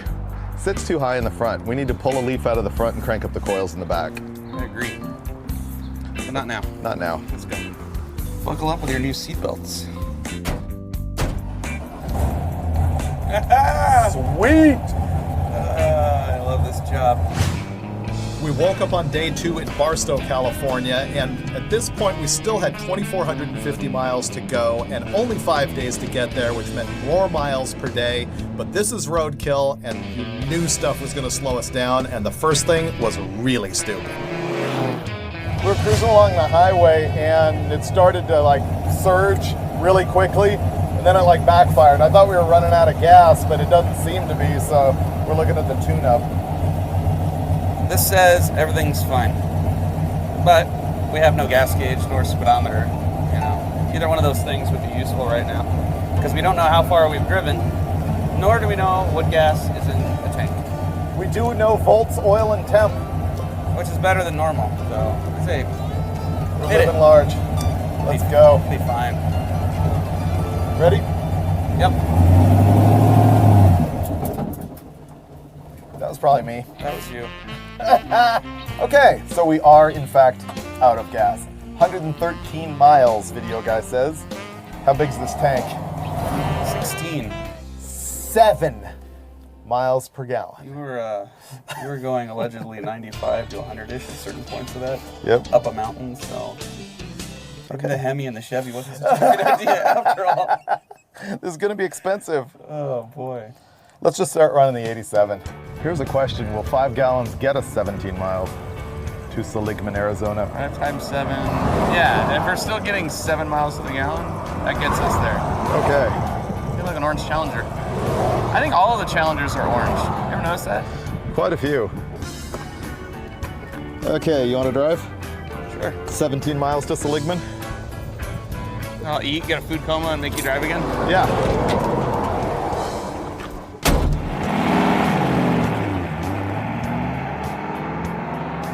After running out of gas, it looked like we were going to be home free. The car was working surprisingly well for something that we had thrown together and driven around the block before we hit the road. But then, it started to bite us. Okay. This threaded little doohickey right here goes in the middle of the clutch rod to adjust the overall length of it. And it was out at the end of its adjustment and obviously backed off a little bit and came apart. See how the thread's gacked? Oh, it came out? It came out, right. Because it's missing a lock nut. So we need to ungack that and then it'll thread right back together, and it would be great if I could find a lock nut for it. I'm trying to carve out pieces of metal that are in my way from threading it back on. We didn't fully fix the clutch at the side of the road, so it was still hanging up by the time we hit Flagstaff, Arizona, but we met a fan there who worked at a Chevy dealership and was gonna hook us up. It appears Home Depot doesn't believe in having fine thread bolts, taps, or all thread, so we're gonna have to fix what we have. And Henry works at this Chevy dealership and was kind enough to bring us inside his house, let us borrow his tools, which is like borrowing somebody's woman. This is kind of a big deal. All right, you can see the metal coming out of it as it cleans up the threads. Here we go, good as new. There's never been a 55 Chevy with a Hemi in it in a dealership in Arizona while fixing clutch linkage before. Never. Ever. First ever, setting records. This guy Henry was totally cool, and the least we could do was just run him around the block in the 55. Kind of surreal, honestly. But why's that? It's surreal. I kind of like have to smack myself to realize I'm actually in the car with David Freiburger driving the blasphemy around town I'm living in. The other thing that Henry pointed out to us was that one of the places where they had shot the two-lane blacktop movie was just up the road, Mary's Cafe, where they shot that scene where the guys pick up the girl, and all of a sudden it dawned on us, without even planning it, our whole road trip was following about the same route as the guys in the two-lane blacktop movie.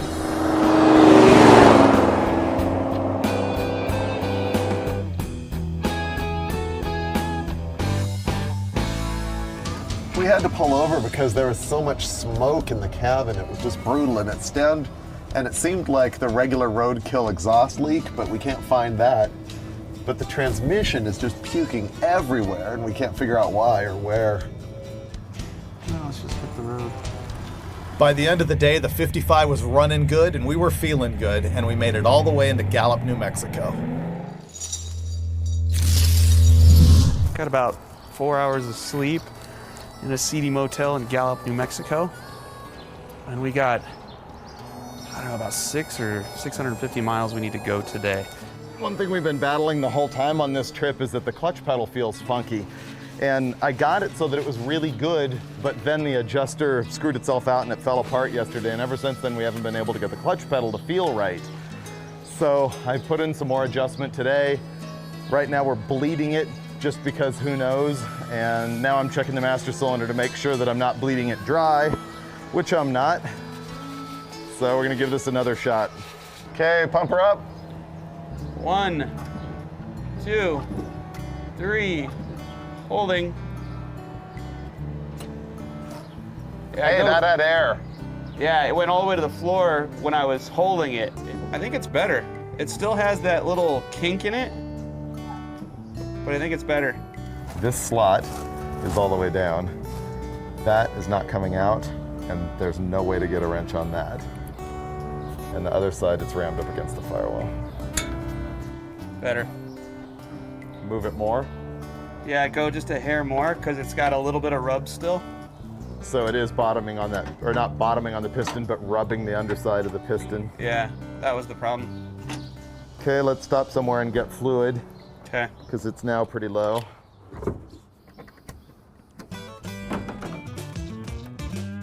Day 3 turned out to be pretty much the cruise we were hoping for. Virtually nothing went wrong with the car, and we spent the day with the laptop open just tuning on our fast EFI. We ultimately got 17 miles per gallon out of that big Hemi. Ooh, it is Africa hot. It's about 100 degrees out. Car's running at about 215 degrees, and all of a sudden it just turned off. Not sure why, so we coasted for a little while and turned it back on and fired right back up, so I don't know. We'll keep going, I guess.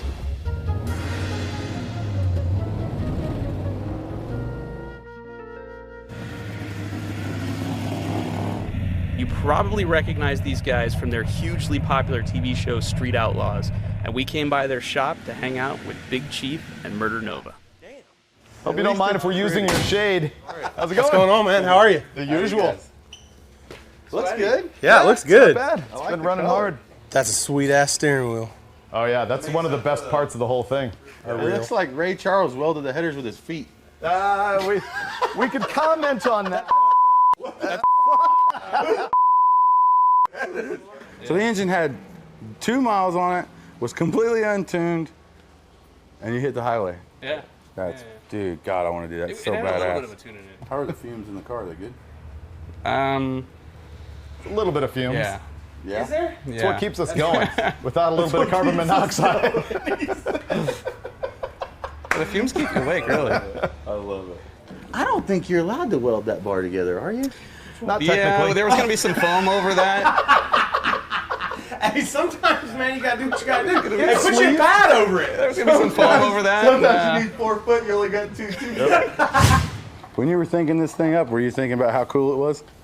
Yeah, for sure. I wanted the 2-lane blacktop car, and it was his idea to put the Hemi in. Yeah, I'd wanted to do the Hemi in it for a long time. I think So you've driven it halfway across the country already. If there's anything that you could change about the car up to this point, Seats. besides the passenger, what would it be? Passengers a given, let's be honest. I don't know. Nothing really. I mean, if you had to do it all over, you'd do everything exactly the same? I'm happy with it. Really? That's cool. Awesome. Dents and all, I'm cool with it. What do the people on the highway think when they pass by? Or when you chicks pass just them? throw themselves at us. It's ridiculous.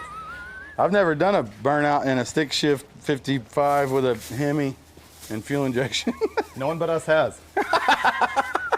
You can't get a whole lot done when you're just standing around laughing with your buddies, so the time came that we had to get a whole bunch of just little stuff done on the car. Be gentle. Hate that. That's the worst. I thought if it was wallered out, that means it's like worn out to an oval. Well, wallered out is bigger than it should be. Okay. That So if needs a somebody little bit says of your wallering girlfriend's out. all wallered out, that's Yeah, bad that's deal? probably not good.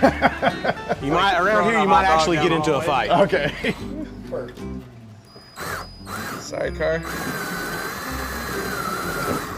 Hogatone's coming off the edge. It doesn't hold. It fits now. Going all out. This is a really It's a really great bit you got there. Can anybody fiberglass? Holy. Nailed it. Okay, mine's got dude, no that problem. You can throw it at that one over there. Yeah. We're an inch off. Oh, How about now? hang on. One more? Ah, that's it. It's folding the hood up. Okay, that won't go anywhere. It's way more cooler now that I've sat in it. Yeah. Because you get a feeling looking inside. It's 2-lane blacktop. And not just that, but you get a feeling of the road. Like, you know what I mean? There's little things done to the car for a road trip that's not done to most of the race cars I sit in. You know what I mean? Like there's the a cell phone holder. And the cup holder. And the cup holder. And the cell phone charger. And then the glove box open with, you know, what used to be your money in it. Right. You know? Yeah, that's really cool. I'm digging on it. Cool. Thank you. You gonna have to make one? We're gonna have to make one. At the end of the day, Big Chief was pretty much scared to drive the 55 because he knew he would break it. And so Finnegan hopped in with Sean and gave him a quick ride. The cops really don't hassle you around here or what? It's amazing.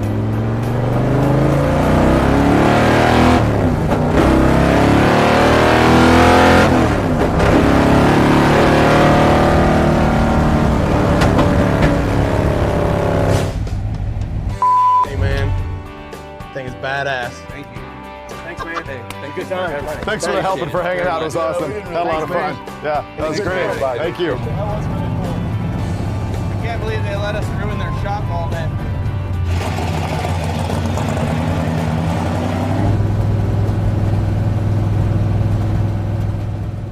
It's Thursday morning now, and we're in Little Rock, Arkansas. Today, it's an 8-hour jaunt over to Atlanta, and we're going to stop at Comp Cams along the way. And other than that, we don't really have a plan. Finnegan's on the phone with Methy Bob, trying to sort out some of our fuel injection issues and figure out timing at cruise so we can get even a little bit better gas mileage than the 17 that we've already hit. Yeah, when you let the clutch out, it didn't like it shattered at all.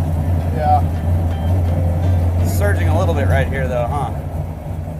Okay, hold on, let me fatten it up a little. Totally fixed. Amazing. Awesome. That is cool.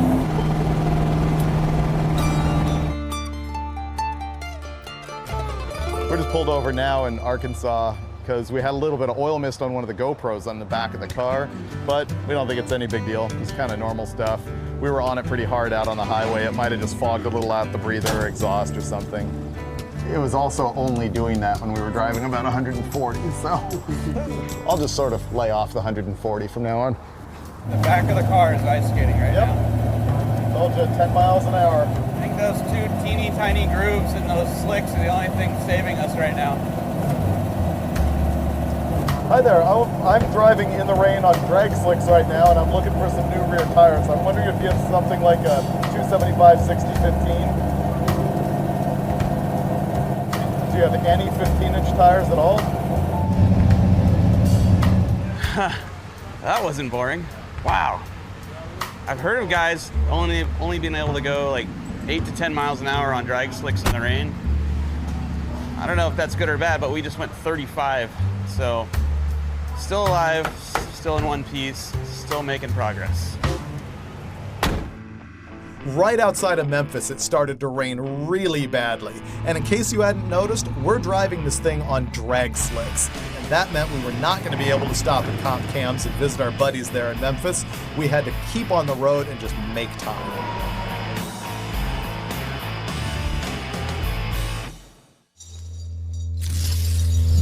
I'm in trouble because I already have like the sense of victory. Because we're here in Atlanta, which is only 4 hours from Charlotte, where I need to be tonight, which probably means I won't get fired for missing this event I'm required to attend. Home stretch. But right now, it's 10:15. We agreed we were going to be wheels up at 10 o'clock. We're going over to Rutledge Wood's house, and he's going to throw us out by at least noon, I'm guessing earlier. And then we're going to hit the road and hope that we make it. We're huge Top Gear fans. So if we're going through Atlanta, we gotta stop by Rutledge Wood's house. Sure. Yep, that'd be it. Oh, look at that. It drove that from LA. Yeah. That thing is so awesome. Sorry to stink up your town. It's so much more ridiculous than I thought. I'm so impressed at the sheer size of your nuts. You've seen Top Gear. Like, we do some pretty dumb stuff. This is much dumber than the things that we do. I don't know, dude. Can I see the van? Oh, please, yeah. I've never actually... Yeah. I saw it at SEMA, but I've never... I wanted, like, the hot rod family hauler that could still pull a trailer. So it's on a 99 2500 frame that we shortened. That's a big project. It's a big project because you kind of don't know. Now it's got cats on there, and it comes out both sides. It's got really nice sheet metal work. Yeah, this is bead rolling. This is Lucra out of San Diego. So they built the dash for me, did the engine cover. Wow. Really but it's got vintage air. It's got a GPS speedo because I learned that lesson too. I made it to Bristol, Tennessee in like 4.5 hours, and apparently it's like a 6-hour trip. What's the name? Oh yeah. Is it a small block or a big block? Small block. It's the 6-liter. Yeah, it's a 6.2 LS3, 525 horse. You kids want to go for a ride? Yeah, spin it around. Rutledge's van is an all-aluminum bodied 49 Chevy Curb Master. Not exactly your mainstream hot rod, but a lot of fun.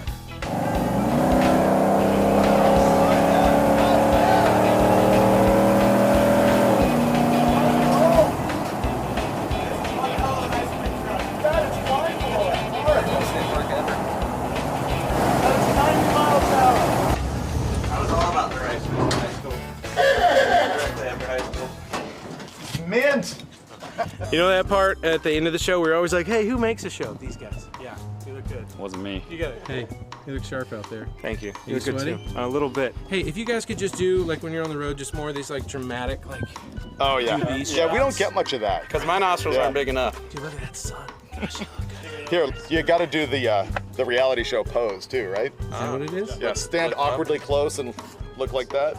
Isn't that what we're supposed to do? You and your throne of judgment. Your penny-powered 55. Hey, good-looking beard, huh? Look, wait. Don't get Spontaneous them intertwined. combustion if they touch, You gotta dude. go. We're gonna We'll start Velcro a together. fire. Hey, thanks for watching Roadkill. We'll see you next time. We're gonna do some silly stuff. You're gonna love it. Shenanigans. Oh, you said it. Hey, Now hold somebody's this. gotta get Hold you this. I back. forgot that one thing to say. What's that? Is it on? Yeah, if you really like car shows and reality shows, this is actually the only one in existence. This show is it. If you're looking for a reality show and car show, there is only one. You are gonna get fired. And it's Roadkill. Oh, Top Gear's awesome. It's just, I love it. I'm just saying, like, this is real stuff. I do this for like 7 hours and I'll be like, I'll be at the hotel.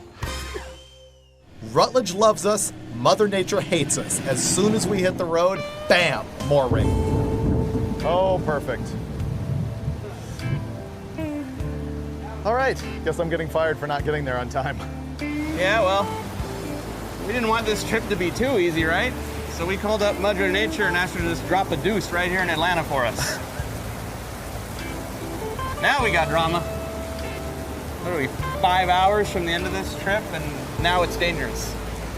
Very. As much as it blows, I think I'm officially calling it. Oh, you have to. I know. You can't sit here.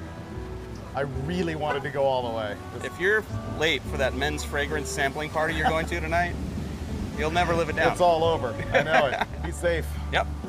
All right. See you later. I'm gonna hop in over here with Painless Derek, who's been following us in the Cadillac. He's the sponsor of the big party at Power Tour tomorrow. He was just doing this with us to hang out and be cool, but it's a good thing, because now he's gonna go save my bacon.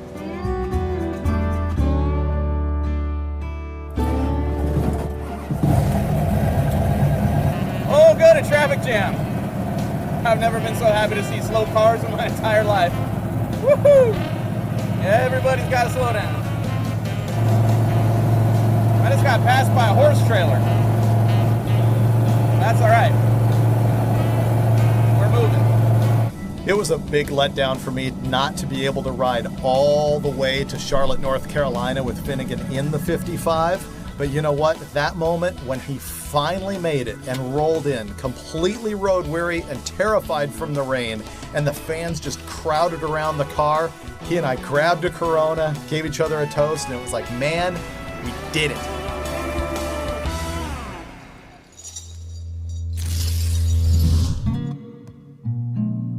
We got up this morning, pushed the start button, it didn't want to start, plugged the laptop in, and the tune-up that we parked it with last night is gone. We arrived with Alpha N in the box and woke up this morning and speed density was in the box. So I'm at a loss there. So we've eliminated the files we were tuning with over the last 2 days and went back to the file we had in there when we started this trip, which gave us 17 miles to the gallon, but is not tuned for wide open throttle.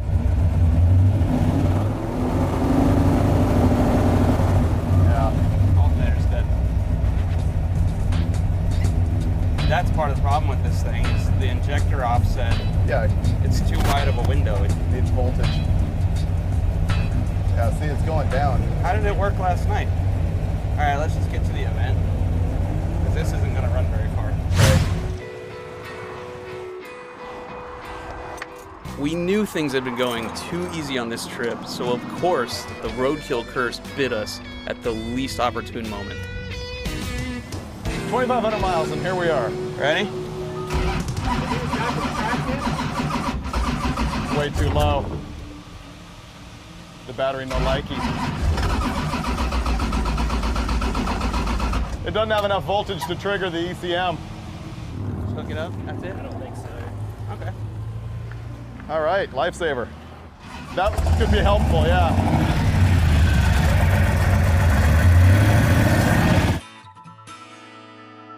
This trip was amazing. First, we built a ludicrous car, a Hemi and a 55 Chevy Gasser.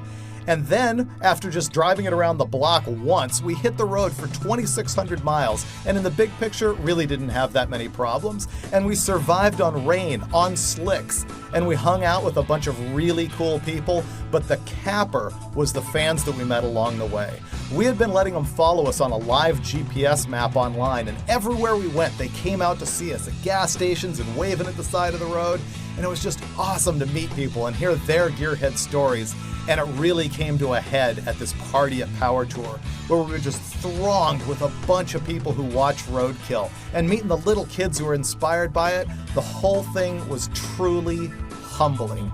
We know that there's a lot of views on YouTube, but to just be able to talk to people and find out how the show affects their lives, man, it makes it all worthwhile. And in all, made this the best Roadkill trip ever.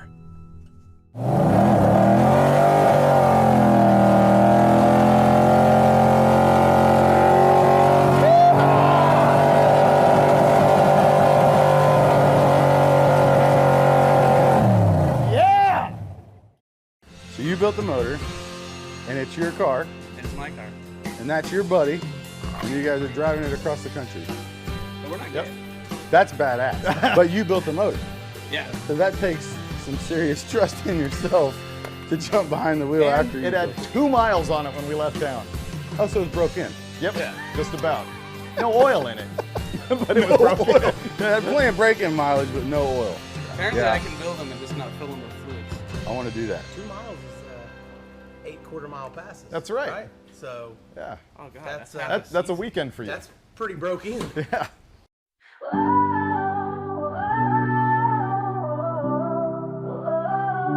You walked in like a quiet song, something soft but forever strong. I didn't know what love could mean till you made forever feel so clean.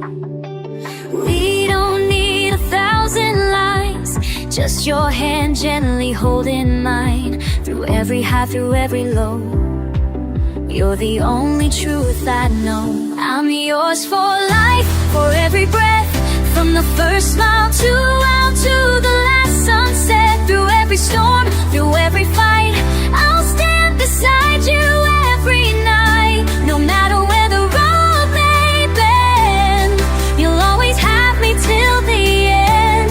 Not just now, not just tonight, I'm yours for life.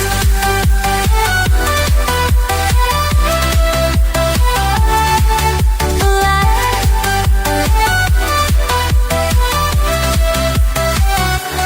We've got laughter in our scars and galaxies between our hearts. But even when the world feels wrong, you and me, we still belong.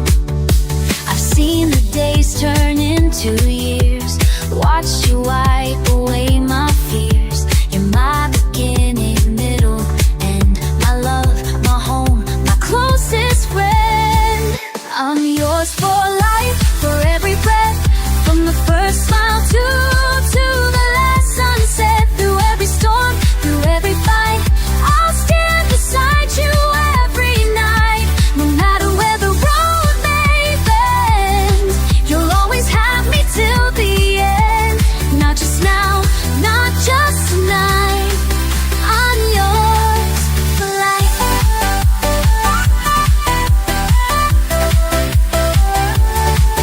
For life.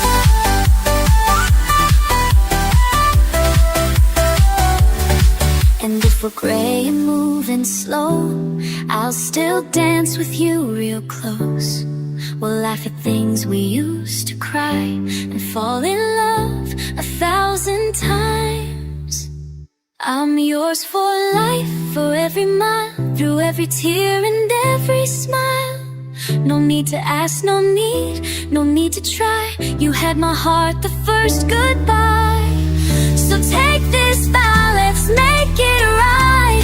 You're my always, you're my life. Not just now, not just tonight, I'm yours for life.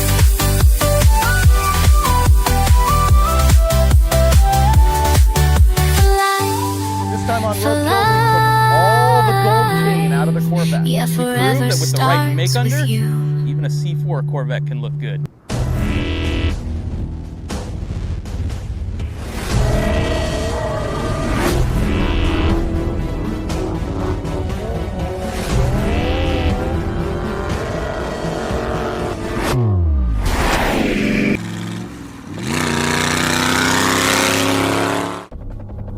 If I wait long enough, I can usually fulfill one of my automotive dreams, and this episode is that. Like 5 years ago, Finnegan's very first story for Hot Rod Magazine was when we took this C4 Corvette and cut the body off of it. We cut 900 pounds off of this thing and proved it would be faster in the autocross, but what I always wanted to do was cage it up and just make it a wicked handling machine. We're finally gonna do it, and Continental Tire hooked us up with a Lingenfelter Corvette so we can have a shootout at the same time. The backstory on this car is that it's an 85 C4 Corvette that was left for dead in the desert and flooded. It had that worthless Crossfire 350 V8 in it, but what made this one pretty cool is that it had a manual transmission, which is a 4-speed with a Doug Nash add-on overdrive on the back. We cut this thing up until it only weighed 2,350 pounds, and it's been sitting ever since. It got wasted. It got rained down the engine. There was weeds growing through it. Our junk was junk, just turned to dust. And so we took one of our shop guys and set him to stripping every bit of plastic off the car. We gutted this thing all the way down to the bare frame. So now we're gonna throw a little bit of money and a whole lot of parts we have laying around at this thing to see if we can make it handle just a little bit better. We're gonna have to do everything to the car. All that's left is the stuff that performs. No more Guido. The old 350 was all seized up, so we pulled that out and we put in a new engine that I had sitting around. The motor here is the Marshmallow Mouse, or the white trash. It's a bone stock junkyard 91 truck bottom end. It's got some World Products 170cc iron heads on it, Comp Cam's Thumper Cam, and of course the tunnel ram and zoomies. And it made 350 horsepower and 360 pound-feet of torque. It's no fire breather here, but it was sitting around and it was cheap and it's ludicrous, and we're hoping to death that these zoomies actually clear the brake booster. Oh, this zoomie is gonna be a drag. Little Sawzall might fix it. There we go. Like a glove.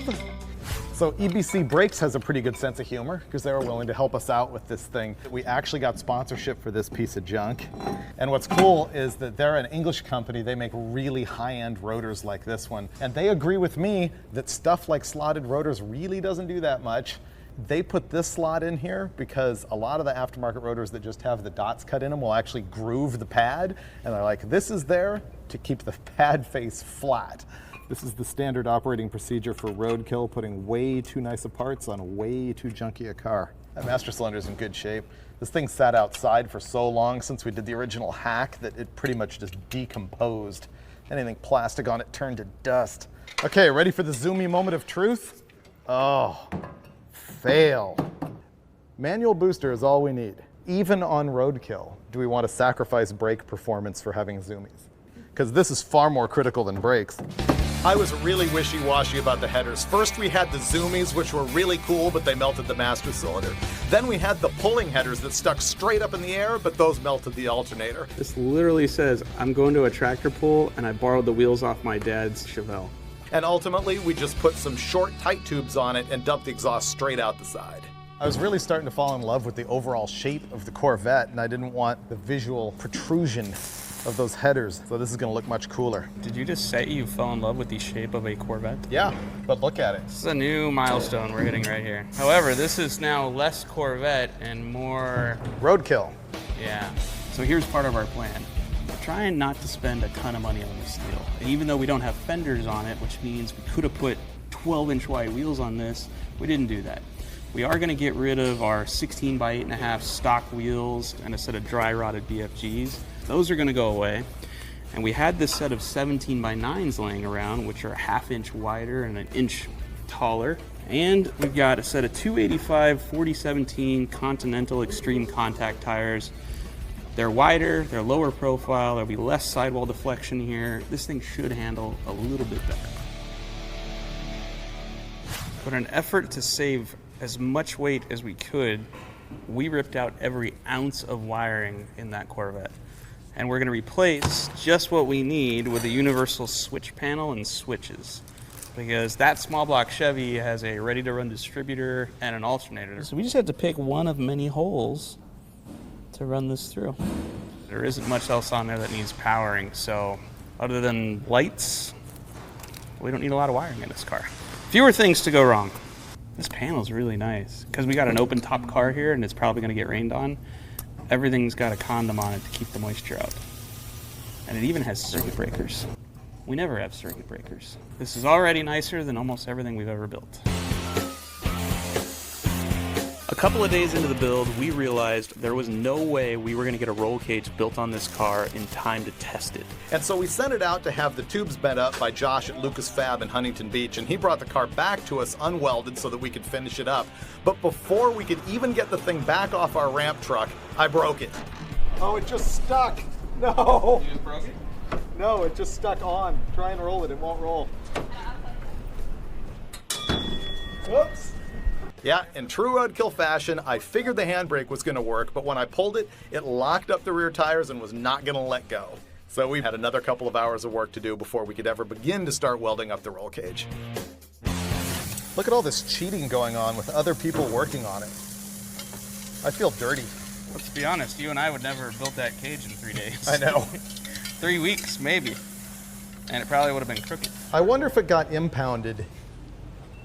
Would we ever get it back? Would it be a fix-it ticket? Would it just be... Well, we wouldn't get impounded. It'd be a fix-it ticket. I think it would get impounded. Every time I've ever got a noise ticket, they never impounded the car. It was just... Yeah, but... The only violations we have right now are no fenders, and it'll be too loud. It'll have belts, it'll have lights, it'll have a window. Did you see I ordered a horn? It'll have a horn. I got an air horn. Nice. Yeah. Turn signals? Doesn't have turn signals. Arms. Don't have those. Got a rear view, got a side mirror. Oh yeah, we're the model of legality. If you close your eyes, on paper, it's legal. Just tell the officer that. Officer, just close your eyes and let me tell you all the equipment we have. You know how normally speed stickers make your car go faster? These make your car brake. Ooh, taillights. Like that? Yeah. Like that? Look at that. That is like the rocket thruster.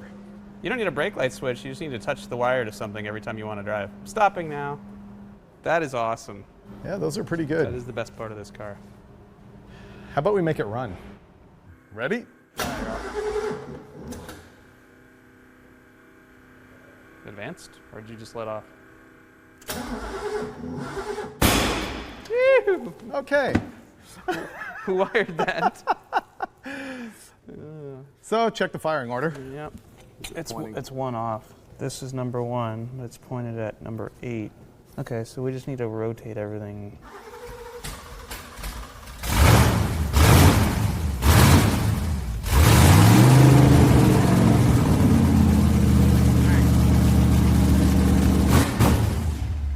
Good to go. It smokes a little. This is one of the better things we've done. As bad as this looks, there's really not that much butchery. We're starting a trend with this. People are gonna do this. Junk buggies. No, vet buggies. The vet cart. We could start a really unsafe racing series with these. What's unsafe about it? We need to go around the block.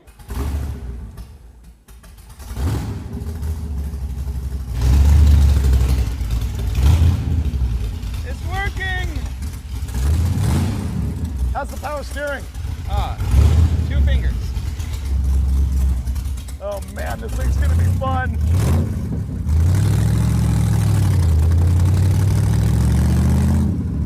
Ah, getting dirt in the eye, how about you? Wow, the brakes are exceptional. I bet they are.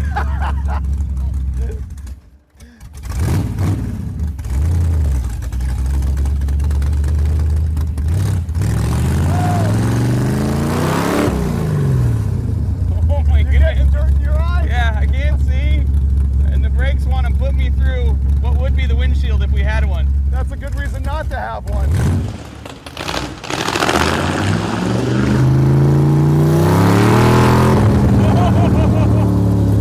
Oh wow, it's quick. It's definitely quick. Oh, look at all the smoke. It needs a little tune-up. Yeah. And an alignment. That's good burnout. 5,500. That's good burnout. Kind of loud. You have oil on your face. Nice! That's a big oil leak. Look at that. That was so much fun. That's like a funeral pyre. Is there even a gasket in there? Probably not. Because your marshmallow white motor is no longer white. After all the cutting, welding, fabricating, wiring, and engine swapping, this car ended up weighing a little over 2,100 pounds and under 2,600 pounds with both Freiburger and I in it. Here's the coolest thing about our job. Not only do we get to build garbage and have fun with it, but we get to influence important people to actually help us out. And we're gonna get to drive this 640 horse brand new Corvette. We got hooked up with this thing from the guys at Continental Tire because Continental's the official tire of Lingenfelter. And of course, we're friends with Mike Copeland over there. So it just all turns into beautiful 640 horsepower goodness. So basically we went through all this just to be able to drive a Lingenfelter Corvette. Ah, it's totally worth it. What we need to ask them for is a crate motor. Oh yeah, because 700 horsepower is really what you want in this. Yeah, you don't? We're here. Yes.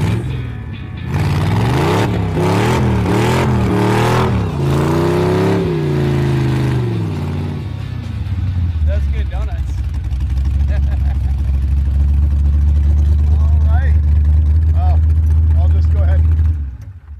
Shut the engine off. So the deal on this, nobody would loan us a regular stock Corvette. Imagine that. So I call Lingenfelter, like we need to borrow a Corvette. We're gonna be racing against that, so we want the least power you can make, but Copeland doesn't speak that language. So this thing makes 640.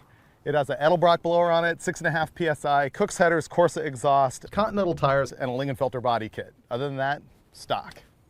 That doesn't sound stock at all. Okay, so it's got almost twice the horsepower, but weighs about 2,000 pounds more. Yeah, twice as much horsepower, but I was hoping it was twice the weight so that the power per weight ratio would be the same, but it's not. This still has the advantage on that. What does this weigh? I don't know. What's it weigh, 3,600? I'll tell you after I drive it. I can tell these things. Okay. Automatically. You're gonna sense that? First thing that we needed to do was take some test laps in the brand new C7.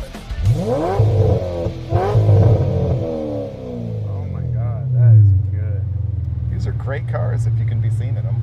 Imagine 30 years from now us cutting one of these apart and roll caging it. That would be good. How roadkill do you feel right now? Well, we made that amazing thing there. So this is, it's osmosis. We deserve this. Yeah, we deserve this because we put in the hours on that. That's the way I look at it. All right. So we have to decide which course we're gonna take. Dude, this is great. It might have a little bit of power. This is great. This is an easy car to drive. It is designed for people like us who know nothing.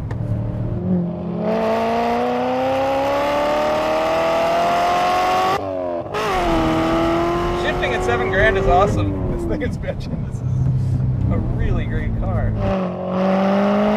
Suit up, I'll ride along and we'll time from inside the car, just like Charger at the rally school.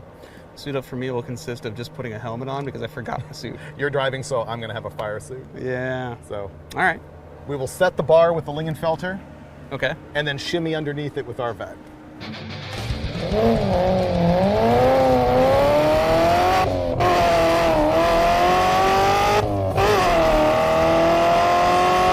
This is an awesome car.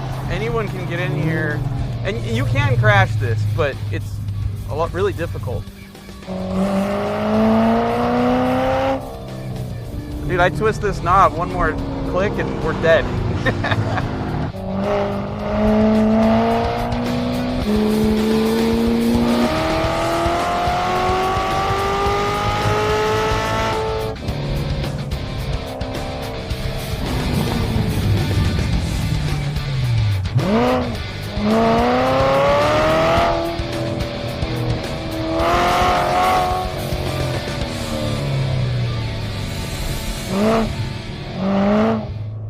$1:35.65.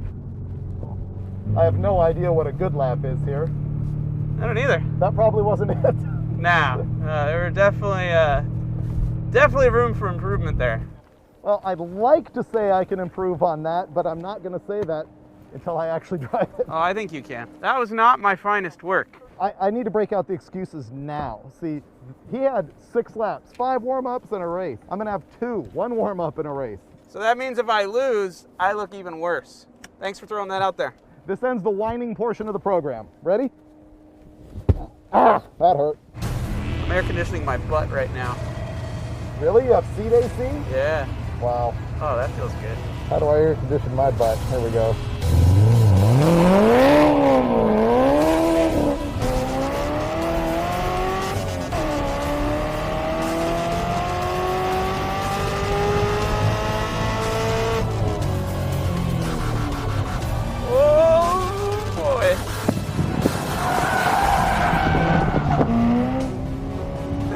Chevrolet for saving me.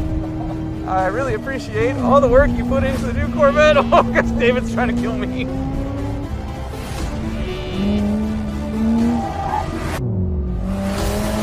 Did the tires do something wrong to you? Because you were punishing them.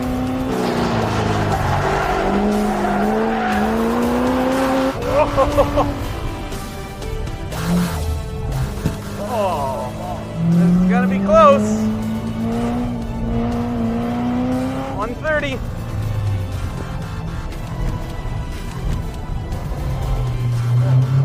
You beat me. 134.50. Winning! And it was a mess. I spent most of the time that side just going clink, clink, clink. The Corvette's not built for a helmet. David kicked my butt by half a second in the C7, so we hopped in the go-kart, and on the warm-up lap, I found out just how good those EBC brakes work. Saw that coming. That happened fast. That's just tapping the brakes, right? Yep.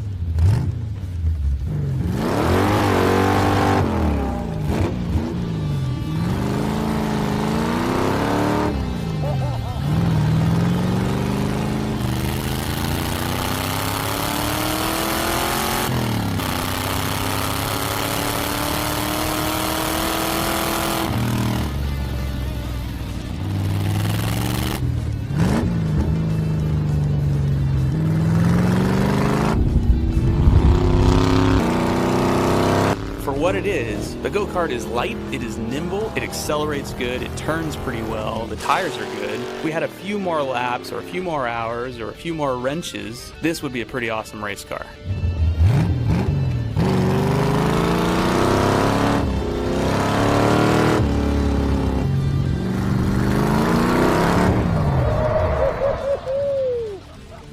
Seconds slower than the Lingenfelter. Not bad. I'm a fan.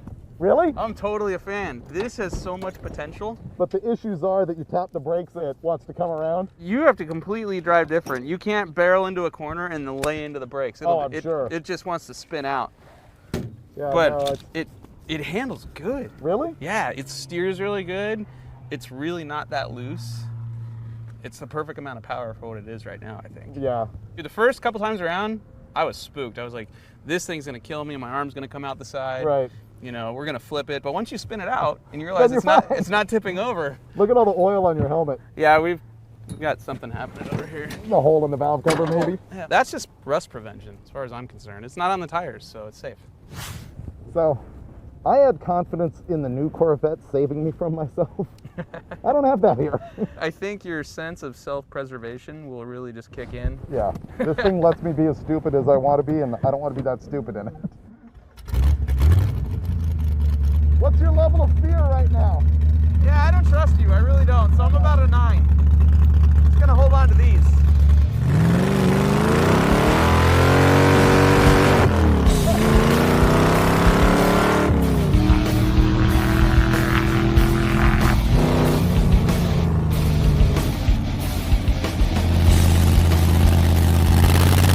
You know, the thing is, the whole vet hack idea could be legitimate.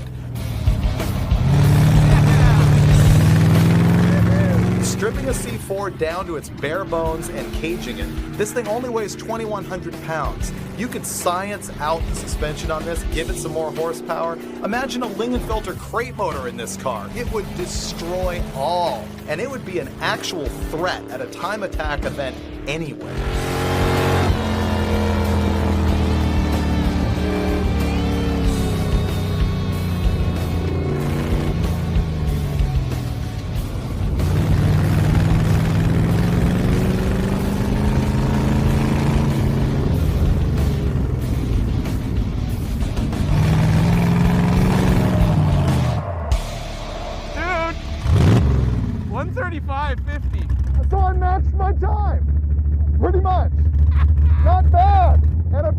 was in third gear the whole time because I can't shift it.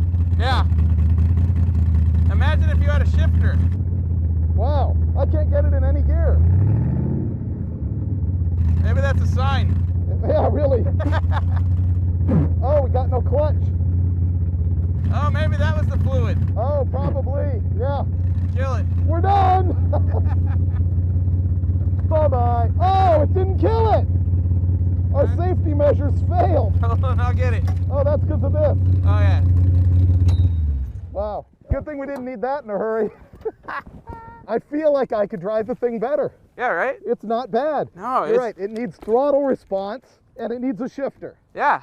And you could actually be somebody with this. This is a good piece of machinery right here. Our day has ended because we have clutch fluid spraying all over us, and I've got no clutch. So I did all of that in third gear and matched my time in the Lingenfelter car. Actually, a second slower. I ran 135 instead of 134. Oh, you matched my time. I matched your time in the Lingenfelter. Yeah, so we're on to something. 640 horsepower in the Lingenfelter. Yeah. 300-ish here. No electronic bells and whistles, just your right and left foot saving you. Okay, so what's that Lingenfelter car probably cost? Oh, I know. 70K probably? Yep. There's 10 grand here. I just want to do donuts. I'm going to fire it up in gear and do donuts. And I'd like to personally thank the good folks at Continental for making amazing tires and pretty damn amazing tires, both of which we're going to destroy right now.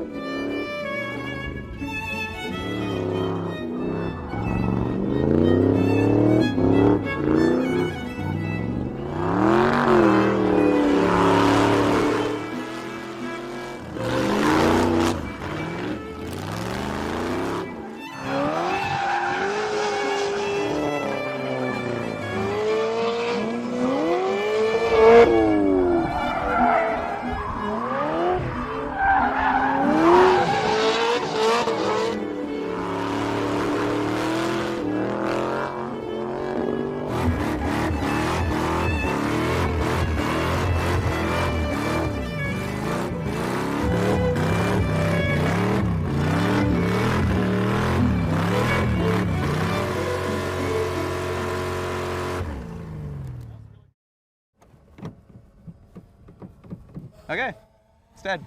Okay. Another car being pushed. We broke it after all. No matter how many parts we remove from a vehicle, we can break whatever's left. Obviously, the go-kart can hang with the Lingenfelter car on the pavement, but this is roadkill, so we gotta bring it up a notch. So we decided to throw a clutch in it, put a windshield in it, and hit the highway. And go see how well this thing works in the dirt. Oh yeah, like factory.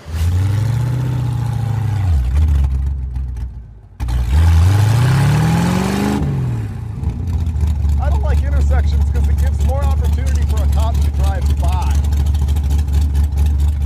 Yeah, what? Should have leaned these seats back. What? Yeah. Yeah. Yeah. Thing handles good.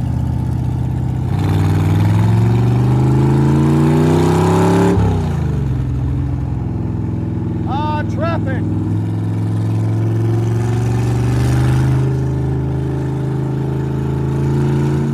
No problem. What? Oh. Yeah. Smell gas. What'd you say? You smell gas? Yeah. Okay.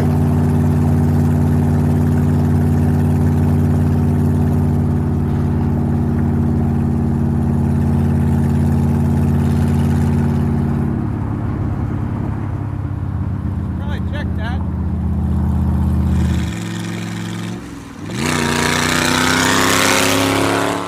Driving on the highway in this thing is pretty hilarious.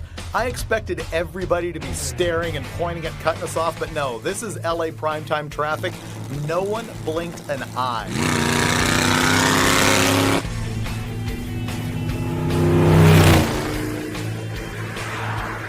When we got out to the desert, things were going way too smoothly until Roadkill kicked in. The car sputtered and died, and we pulled over to the side of the road, and it turned out our electric fuel pump was roached. Maybe we can get a stick or something so you could reach back and just hit it. It's a great idea. Hit it with a bottle of water.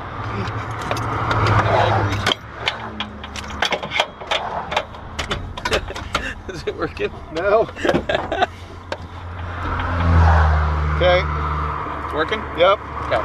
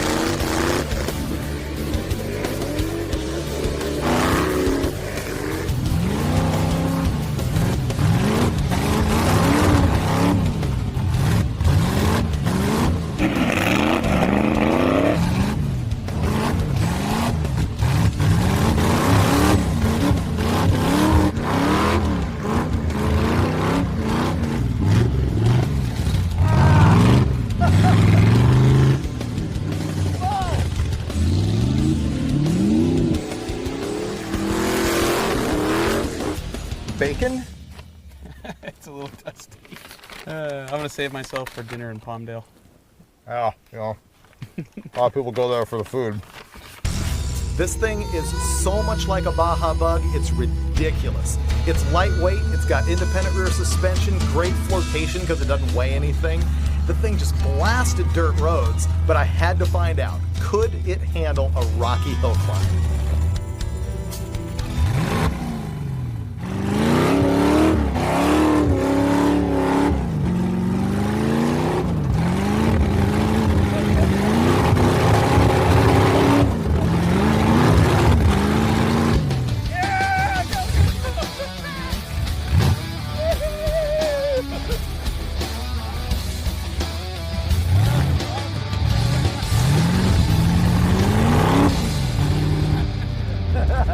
That was cool.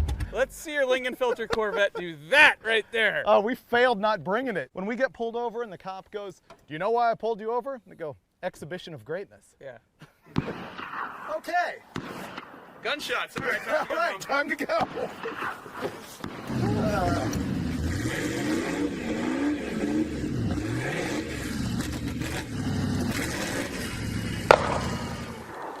I'd like to see Fred try that one on dirt every day. Honestly, I don't even know why Continental makes off-road tires. Mark this day in history, boys and girls. This is the first time a Corvette's ever climbed a mountain.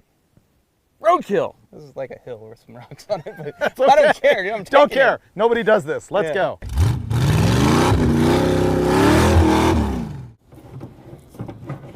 Shifter's overrated. Oh, try to avoid that. It really hurts. Sorry. You wanted to go off-road? You don't know Ken Lingenfelter personally and realize that I could have wrecked it and Ken would have said okay. So that's why I drove like an absolute moron.